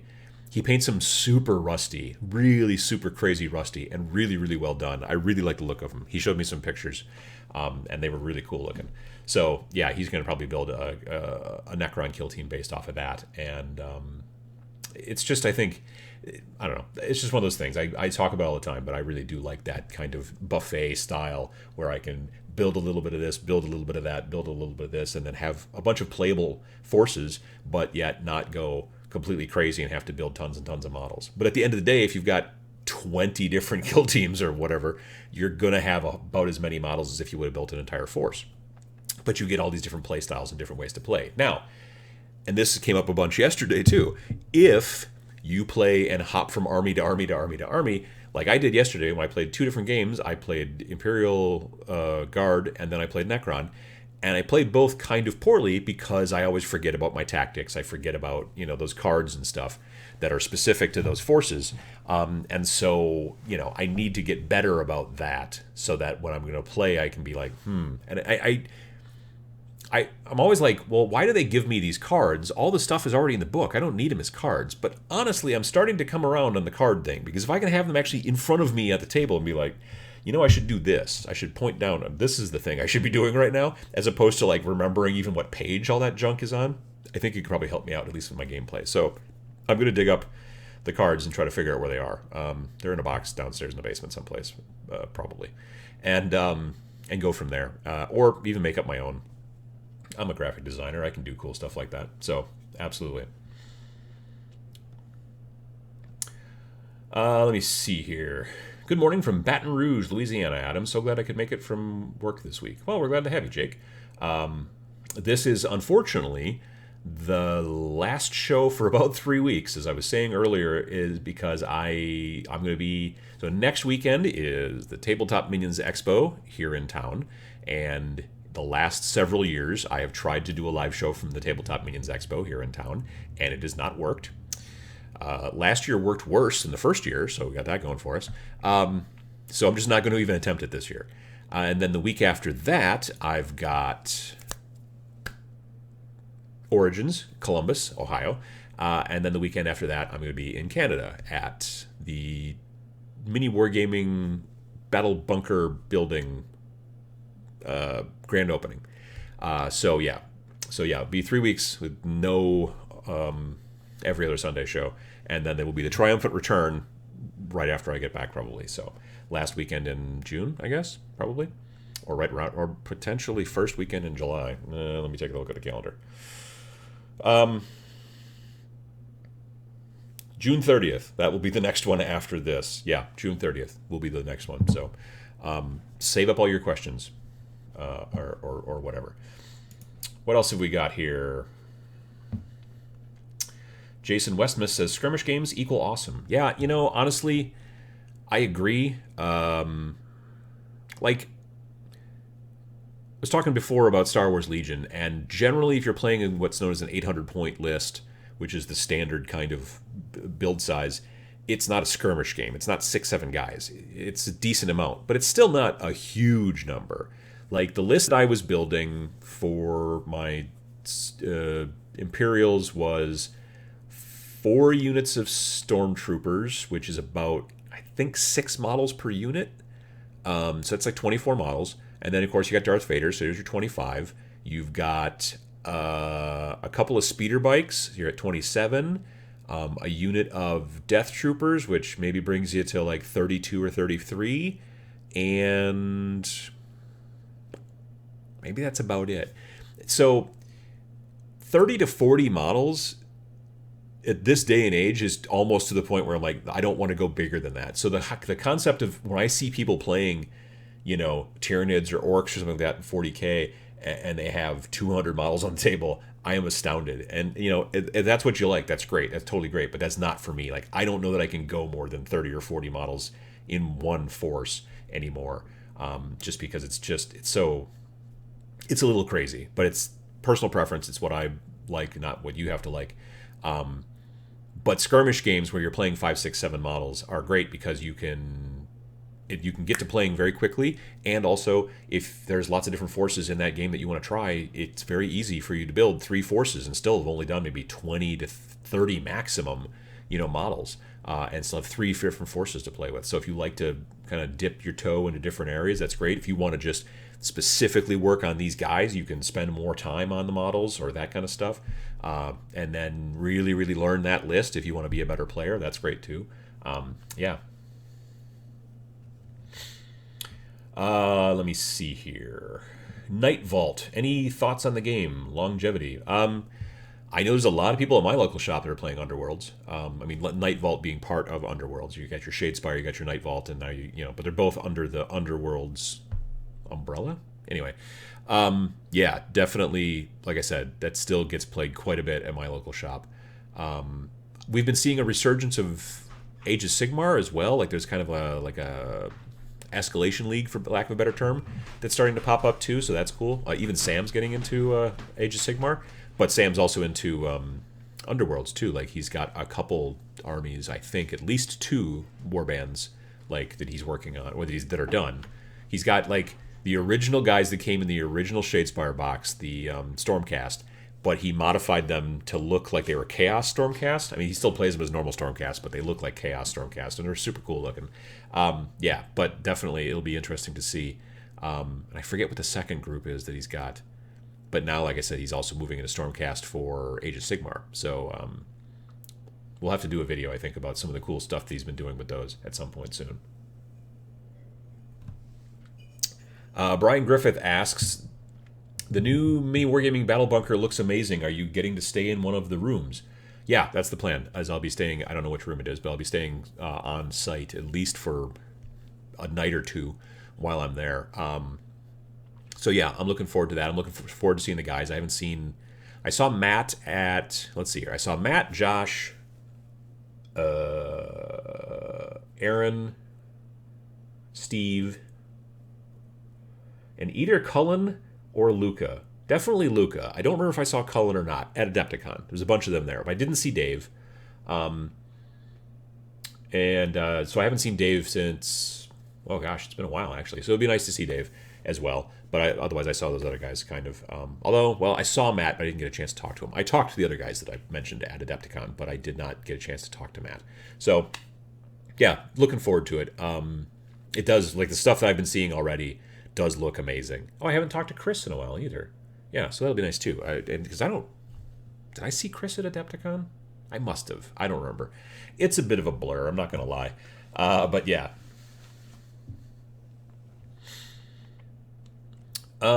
Gabriel asks, can I make Kill Team with miniatures which were converted and those miniatures have some difference in comparison with ordinary? Yeah, I mean, as long as, like, if you want to go and play in GW-sponsored tournaments, then I think that there are specific rules about how you can't use non-Games Workshop stuff. You can't use non-Games Workshop models, and you can't use non-Games Workshop stuff to convert those models. Allegedly. Again, not being a competitive player, I've never had to go and go up against that rule, but I've heard that they're official things. Now, if your local store has rules about that for tournaments or things like that, then you still have to pay attention to that stuff as well. But if you're just playing with your pals and you can get them to understand that this model is supposed to be this and this model is supposed to be that, and they're okay with it, and like you do a good enough job converting where it's still obvious that this is a whatever, but you've converted it using this, that, and the other thing, then you're golden. There's no rules. Like, the police aren't going to come if you don't use the right models. Worst case scenario is you go to a tournament and they say, no, you have to use the right models. But you should know that stuff. If you're going to go to a tournament, they always have to like list the rule. Well, they don't have to. They should list the rules and all that kind of information way before you get there, so you know that you're following the rules and using the right kind of list building stuff. And what if you're going to go to a, let's say, for example, Kill Team tournament, are they going to be playing with Arena? Are they playing with Commanders? Are they playing with Elites? Like, what do they got going on for their tournament? Most tournaments will give you a big laundry list of what they are and are not allowing. So knowing that stuff ahead of time, and then even reaching out to the tournament organizers and saying, hey, yeah, so I've converted these guys, and here's a picture I took with my cell phone. What do you think? Are they going to be legal? And they'll let you know up front, yes or no. That being said, if you're just playing at the shop with your friends, or you're playing at home with your friends, there's no rules. No one's going to stop you. So yeah, feel free to get creative and crazy with the overall build and paint and all that kind of stuff. Definitely. Oh, VJ Morph's got to go. See you later, VJ. Time to get off the bus. Let's see here. Eric Simpson says, I just started Age of Sigmar because of this channel. Thanks, guys. Well, great. I enjoy the game. I think it's a lot of fun. And like I said, Sam's been building a force now of Stormcast, which is cool. It was, I think, he split the box with a friend of his, and I think it was maybe Soul Wars box. So that guy got the Ghost Dudes, the Spooky Boys, and Sam got the Stormcast. I think that's what went on. Pop Burnsy says, holding on for Age of Sigmar until Warcry, but I did get the Namarti Reavers and Thralls for Dark Eldar bits and Sequitors because I really like them. Yeah, I think that's going to be very interesting that the Warcry folks will have... well, it's just like in Underworlds. If you buy a warband for Underworlds, you go onto the website, you can download the Age of Sigmar War Scroll for that group. So you can bring those guys from Shadespire or Nightvault into your Age of Sigmar army. And then they're doing the same thing with Warcry. So like from what I understand, of the 6 initial factions, which will all be chaos-based but different, they will all have a War Scroll that you can also use them in Age of Sigmar. Now, the question that still hasn't been properly answered, at least unless it has, and I just haven't caught it because I don't follow all the news all the time. But my question is, they have said that there will be, other than just those first 6 initial factions, there will be other factions, and they've showed the icons, and a lot of people are like, oh yeah, that's Stormcast, and that's this and that. So there will be other factions that can go into Warcry in the future. But the question is, are they going to have to make a box of models for these guys that are designed just for Warcry, and then there will be a War Scroll that allows them to go into Age of Sigmar? Or will these, after the first initial 6, will you be able to grab certain models from your Age of Sigmar and bring them into Warcry? Kind of like you can with Kill Team. You can take your guys from 40k and bring certain ones into Kill Team to play with them. That we don't know yet. Unless we do, and I just don't know it yet, which is also a possibility. But we do know now that they are more than just the original 6 kind of chaosy factions that they're going to do. But we don't know yet whether or not, from what I understand, unless people have been talking about it and I just missed it, which Lord knows can easily happen. That was my concern.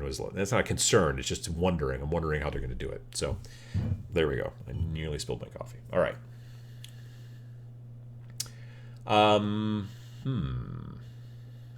Adron says, I hope Warcry is good. I have no interest in the chaos stuff, so likely won't jump right on the bandwagon. Yeah, I don't know. Like, those bird guys are sort of cool. But I'm not 100% sure yet either. The terrain looks awesome. So I'm not right off the bat going, yep, it's going to be great. I'm very interested to see what it's like. I'm really interested to see if it's going to be something I think that's a lot of fun. It's going to be different, like I said. It's going to be different than Kill Team. Like, some people initially were like, oh, they're just making Kill Team for Age of Sigmar. Like, it's not really the case. Especially since it's like I said before, I think in a previous video, it's like they're mixing Necromunda and Kill Team and then making it Age of Sigmar. So it's got 3-dimensional buildings and ruins like you have in Kill Team, but they make boxes of models for each faction that you're supposed to use. You don't just grab your 40k stuff and bring it over. Like Necromunda, where you have these boxes, and that's how you play Vansars, and that's how you play Eschers, and that's how you play Goliaths. You don't just go into your 40k, Shadow War Armageddon was basically Necromunda, but you use your current 40k folks, which was kind of crazy. I was cool with it, but then they came out with, Kill Team, and then it was a whole different thing. It's been a little weird, but I've been enjoying it. At the very least, Kill Team. So there's that. John J asks, Adam, do you think you're going to look into Warcry? Oh, absolutely. Because again, it's one of those big name games that, and by big name I mean Games Workshop's the biggest in the industry, that will also be very interesting to probably a lot of beginner players. There are people out there who are probably, well, someone was just saying up ahead, I'm waiting to get into Age of Sigmar until Warcry comes out to see what it's like. Because if you can use some of those models then in Age of Sigmar, you can go from there. Great. There's a lot of people who are like, there's a lot of people who got into Games Workshop because of Kill Team. The big recent Kill Team, they saw their friends playing it, and they're like, all right, so I can buy this box, or I can just buy this book, and then like maybe just this one box or two boxes of models, and I can play. That's really cool. So they're doing that. If it's a game that is like, I don't review codexes and tell you all of the tips and tricks and the tactics because I don't know the tactics. I'm not a good player, not a competent player. Let's say that I have a good time with it, but I'm not a tournament player. I'm not a competitive player. So that's why I don't do codex reviews. But I do like to talk about especially a lot of times when Games Workshop comes out with a new thing that I think will be of interest to the people I'm trying to get into the hobby, like Kill Team, like Warcry, like Contrast Paints, I generally want to try to talk about it. But there are other times out there, like Zone Raiders. When I was talking about Zone Raiders earlier today, that is probably a difficult thing for you to get into the gaming as your first ever war game. Because there's not a line of models with it. Like, a lot of times the concept of like, okay, cool, I want to play this game, what do I need to buy? Like with the Star Wars Legion, that's one of the benefits of Star Wars Legion. You're like, I want to play Star Wars Legion, what do you need to buy? Well, here's a starter box. Cool. Now, would it have been better if they had made two starter boxes, one that was Imperial and one that was Rebel? I personally think yes, because both of the forces that come in the main starter box aren't really anywhere near playable. You can play a demo game with them and kind of have a little bit of fun with them, and that's great. But it's very difficult to play a full-blown game, or anything even near a full-blown game, with the forces that you've got in that box. It kind of goes back and forth, because there are people out there who are like, hey, if we buy this, then we can play it amongst our friends and just all kind of share it. And then there's other people who are like, I bought this, but I don't want these guys that are in the box. And I can't just sell them to somebody else very easily, because then they won't have all the dice and the tokens, because I'm not going to sell those because I need those. So it's kind of weird that way. But those types of things, trying to get new people in the hobby, if it's something, especially if it's somebody as well-known and big as Games Workshop, it's easier to get into the hobby. When it's a very small indie company, I'm still going to like to talk about it sometimes if it's something that I like. But sometimes those things are not as easy for new players to get into. Now, in comparison, you look at something like I'm having a brain fart. Wreckage. Wreckage is an indie game, but it's a skirmish game, so that's beneficial to new players. They do have a model line, so if you don't know, you can build. You don't have to use their models. They say that right up front, but they do have 130 different sculpts that you can choose from, so that you can. And they even have a 2-player starter now too. You can get too. So, smart small companies will do that in some situations, but like they didn't start that way. Obviously, when they first launched, they didn't have 130 models to choose from. They've been doing it for 6-7 years now or whatever. So Zone Raiders, maybe down the road they will, but I don't know. If I was going to write a miniatures game these days, I would write one that used whatever models you wanted to some degree. Or I would not make a model line personally, because I don't have the time. It's an amazing amount of work. Just ask Matt and he'll tell you. So anyway, that's the ramble on that, frankly. Age of Necro Sig Team. Oh, there you go. See, I can mix all that together. That'd be pretty cool. Let me see. So Warcry is basically Kill Team. Technically, no. I mean, in scale, in that it's a very small game and it uses three-dimensional terrain, yes. But you don't just grab models that you like from 40K and put them into Kill Team. You are generally using models that they are selling you in boxes, kind of like Necromunda. So that's why I say it's kind of like a mixture of the two to some degree.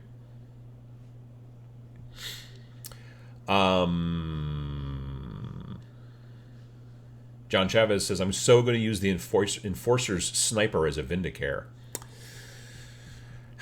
You know, I like the Vindicare of those assassin models, the 4 different types or whatever. The Vindicare is the one that seems the least goofy to me. Most of the rest of them, like Calexis or whatever, all those other kind of, like, Vindicare is the one that, I'm like, okay, that looks like an actual, like, assassin kind of dude.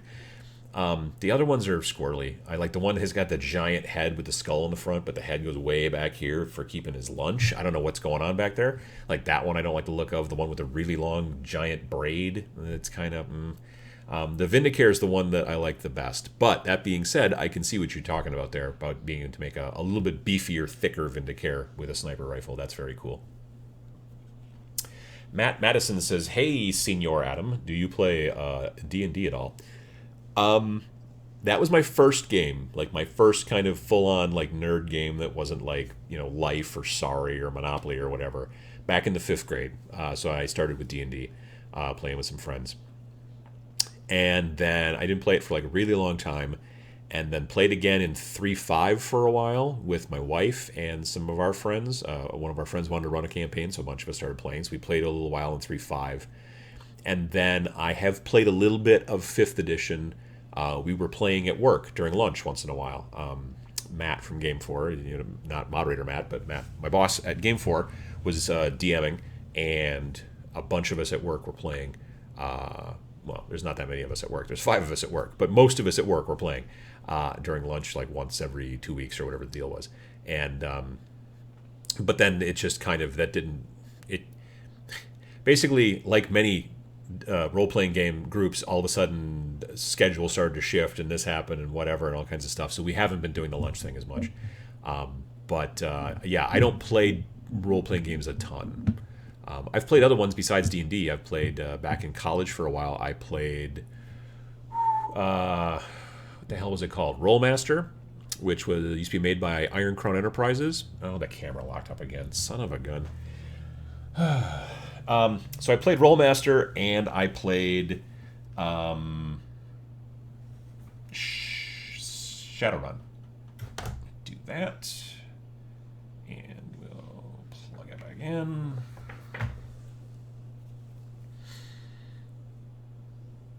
There we go. I don't want to invest in the $500 version of this, but might not be a bad idea. Eric Olson says, just discovered the Deep Wars game website. Any thoughts? You mentioned liking fish people in a video, and I was wondering if you played the game. I've seen people play demos like at Gen Con, but I've never actually sat down and watched them play, so I don't know much about it, other than it seems to be underwater, which is sort of cool. Let me see here. What else here? 3D sculpted printed minis. This is part of why I miss Vor. Oh, yeah, Vor from FASA. I remember that. Custom Force rules and an entire book of custom forces was scheduled to release when FASA died. Yeah, so I have a... well, maybe I don't. I used to have a copy, possibly an unopened copy of Vor somewhere. Like, I bought it at an auction or like at a game convention or something. I swear to God, unless I sold it. I might have sold it. Years ago, I was at a game convention in Manitowoc, Wisconsin, and they had an auction, and they had an unopened... This is... Well, let's see. It was before we bought the house. This was in 2008 or 9.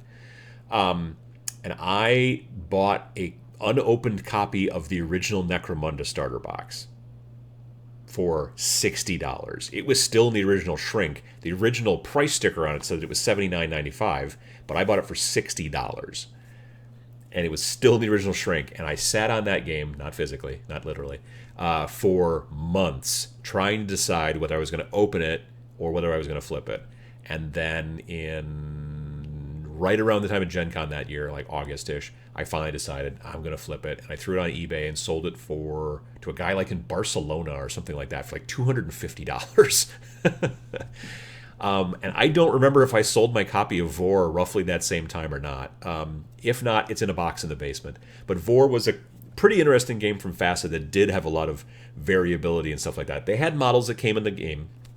You had kind of like creatures and monsters. It was almost like a game happening in an arena. You'd have like these big creatures and monsters versus like humans with guns, and they would fight and stuff like that. It wasn't particularly like a war game. It was a little bit more of a battle game, kind of, as I remember it. But it was pretty cool, and it was made by FASA. FASA was the old company that used to do BattleTech back in the day. They used to do Shadowrun back in the day. They used to make a lot of the stuff that Catalyst Games does now. FASA used to do back in the day.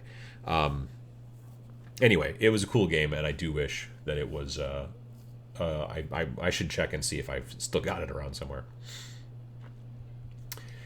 Eeny Minis, hey, how you doing? Hey Adam, have you tried Guild Ball? Love the models. Haven't had the time to play it yet. Have you tried it? Did you enjoy it? I played a demo of it 3 years ago, maybe at in Madison, Wisconsin, at ACD Games Day. ACD is a distributor. They're the company that it's kind of the middleman between the most of the manufacturers and the stores. And so they have this event actually it was just 2 weeks ago this year, and we were there and we had a booth for Game 4. But it's store owners come to Madison, Wisconsin, and then manufacturers come, and there's like a trade show and a whole thing. But then there's a demo night, usually on Thursday nights, where people run all kinds of demos. And I got to play it, like I said, this is probably 3 years ago, I got to play Guild Ball. So Blood Bowl is the idea of American football kind of seen through the lens of people from Games Workshop, aka the UK. So it's fantasy football, but it's American style football where there's the ball is oval and there's tackling and all that kind of junk. Guild Ball is basically soccer or soccer-ish, again through the lens of people, because I think Steamforged is maybe from Scotland. I don't know, over in that region somewhere. But those people, they like soccer, which is what they call football over there. That's their main game. So it's kind of Blood Bowl is more tongue in cheek because they're almost kind of making fun to some degree of American style football, whereas Guild Ball is a little bit more serious, but it does have these kind of interesting fantasy sort of tropes, which is interesting. It's the models are cool. I'm much glad now, or much glad. I'm more glad now that they are plastic, because when they were originally all metal, some of them were a little squirrely to build from people that I talked to, or were they resin? I don't know, but now they're mostly plastic and they're pretty cool. I've not really played it again since, but I do know that it's popular. It's a little bit more popular on the West Coast than I know. I know some people out there who play. But it is popular. I just haven't played it myself. I'm not particularly a sports person, so that's part of the reason why I generally don't play miniature games that are sports. But down the road that may change a little bit, so we'll see. My wife likes sports, so. Shakuris Ender says Vor. No E on the end, just VOR, and I forget what it was, like Vor : and then there was like a subtitle, I think, but it was just VOR. Vor the Maelstrom, that's what it was called. Vor : the Maelstrom. That was the name of the game. Yeah.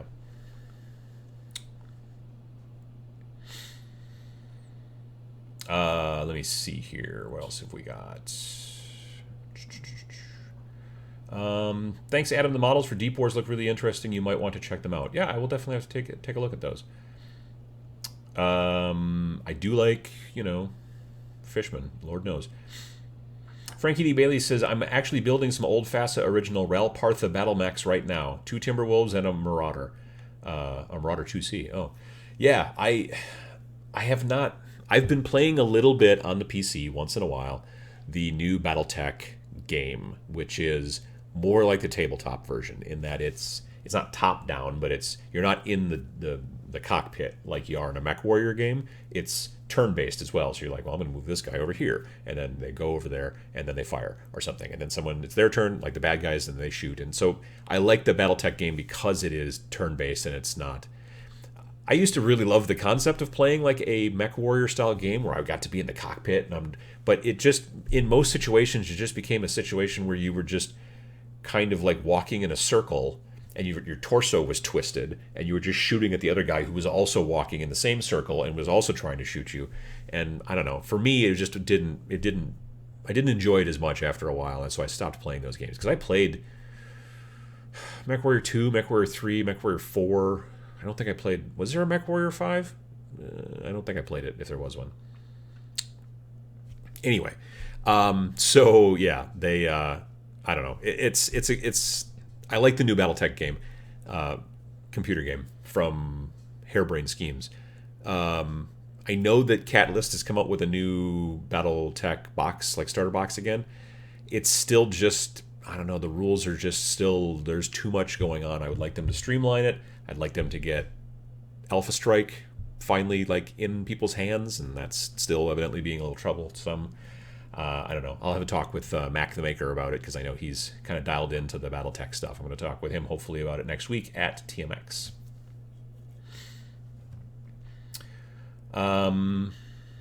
Let's see here. What else have we got? Alkinked says, my buddy did the art for Vor. Oh, that's cool. I remember the cover being really cool. Travis Becker says, no, I missed the whole show. Well, almost all of it, but you can watch it in recording, like if you want to, like after it's done. Like it takes maybe half an hour for YouTube to sort of do its YouTube magic, and then it becomes just a normal video, and you can watch it. But you won't be able to chat. Well, I mean, you can, but no one will answer because it won't be live. So there's that.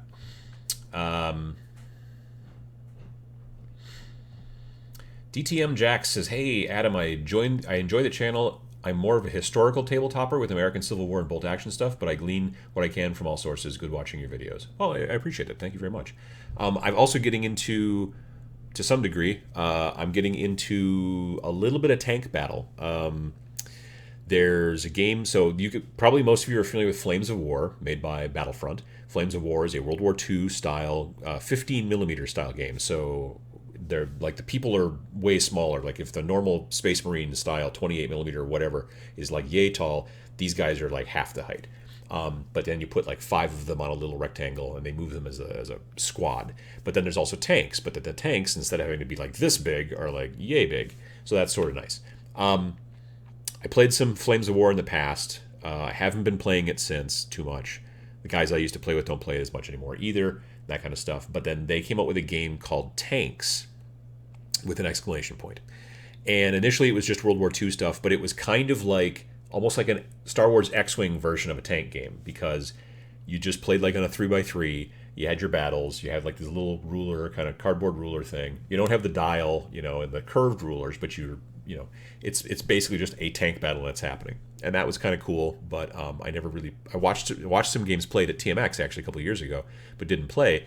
Well, now they've got Tanks the Modern Age, and Tanks the Modern Age actually has M1A1 Abrams, T-72s from the Soviets, T-64s. It's got helicopters, Cobras and Hinds and stuff like that, and that has struck my fancy for some reason. So I picked up the starter box, and I've painted up.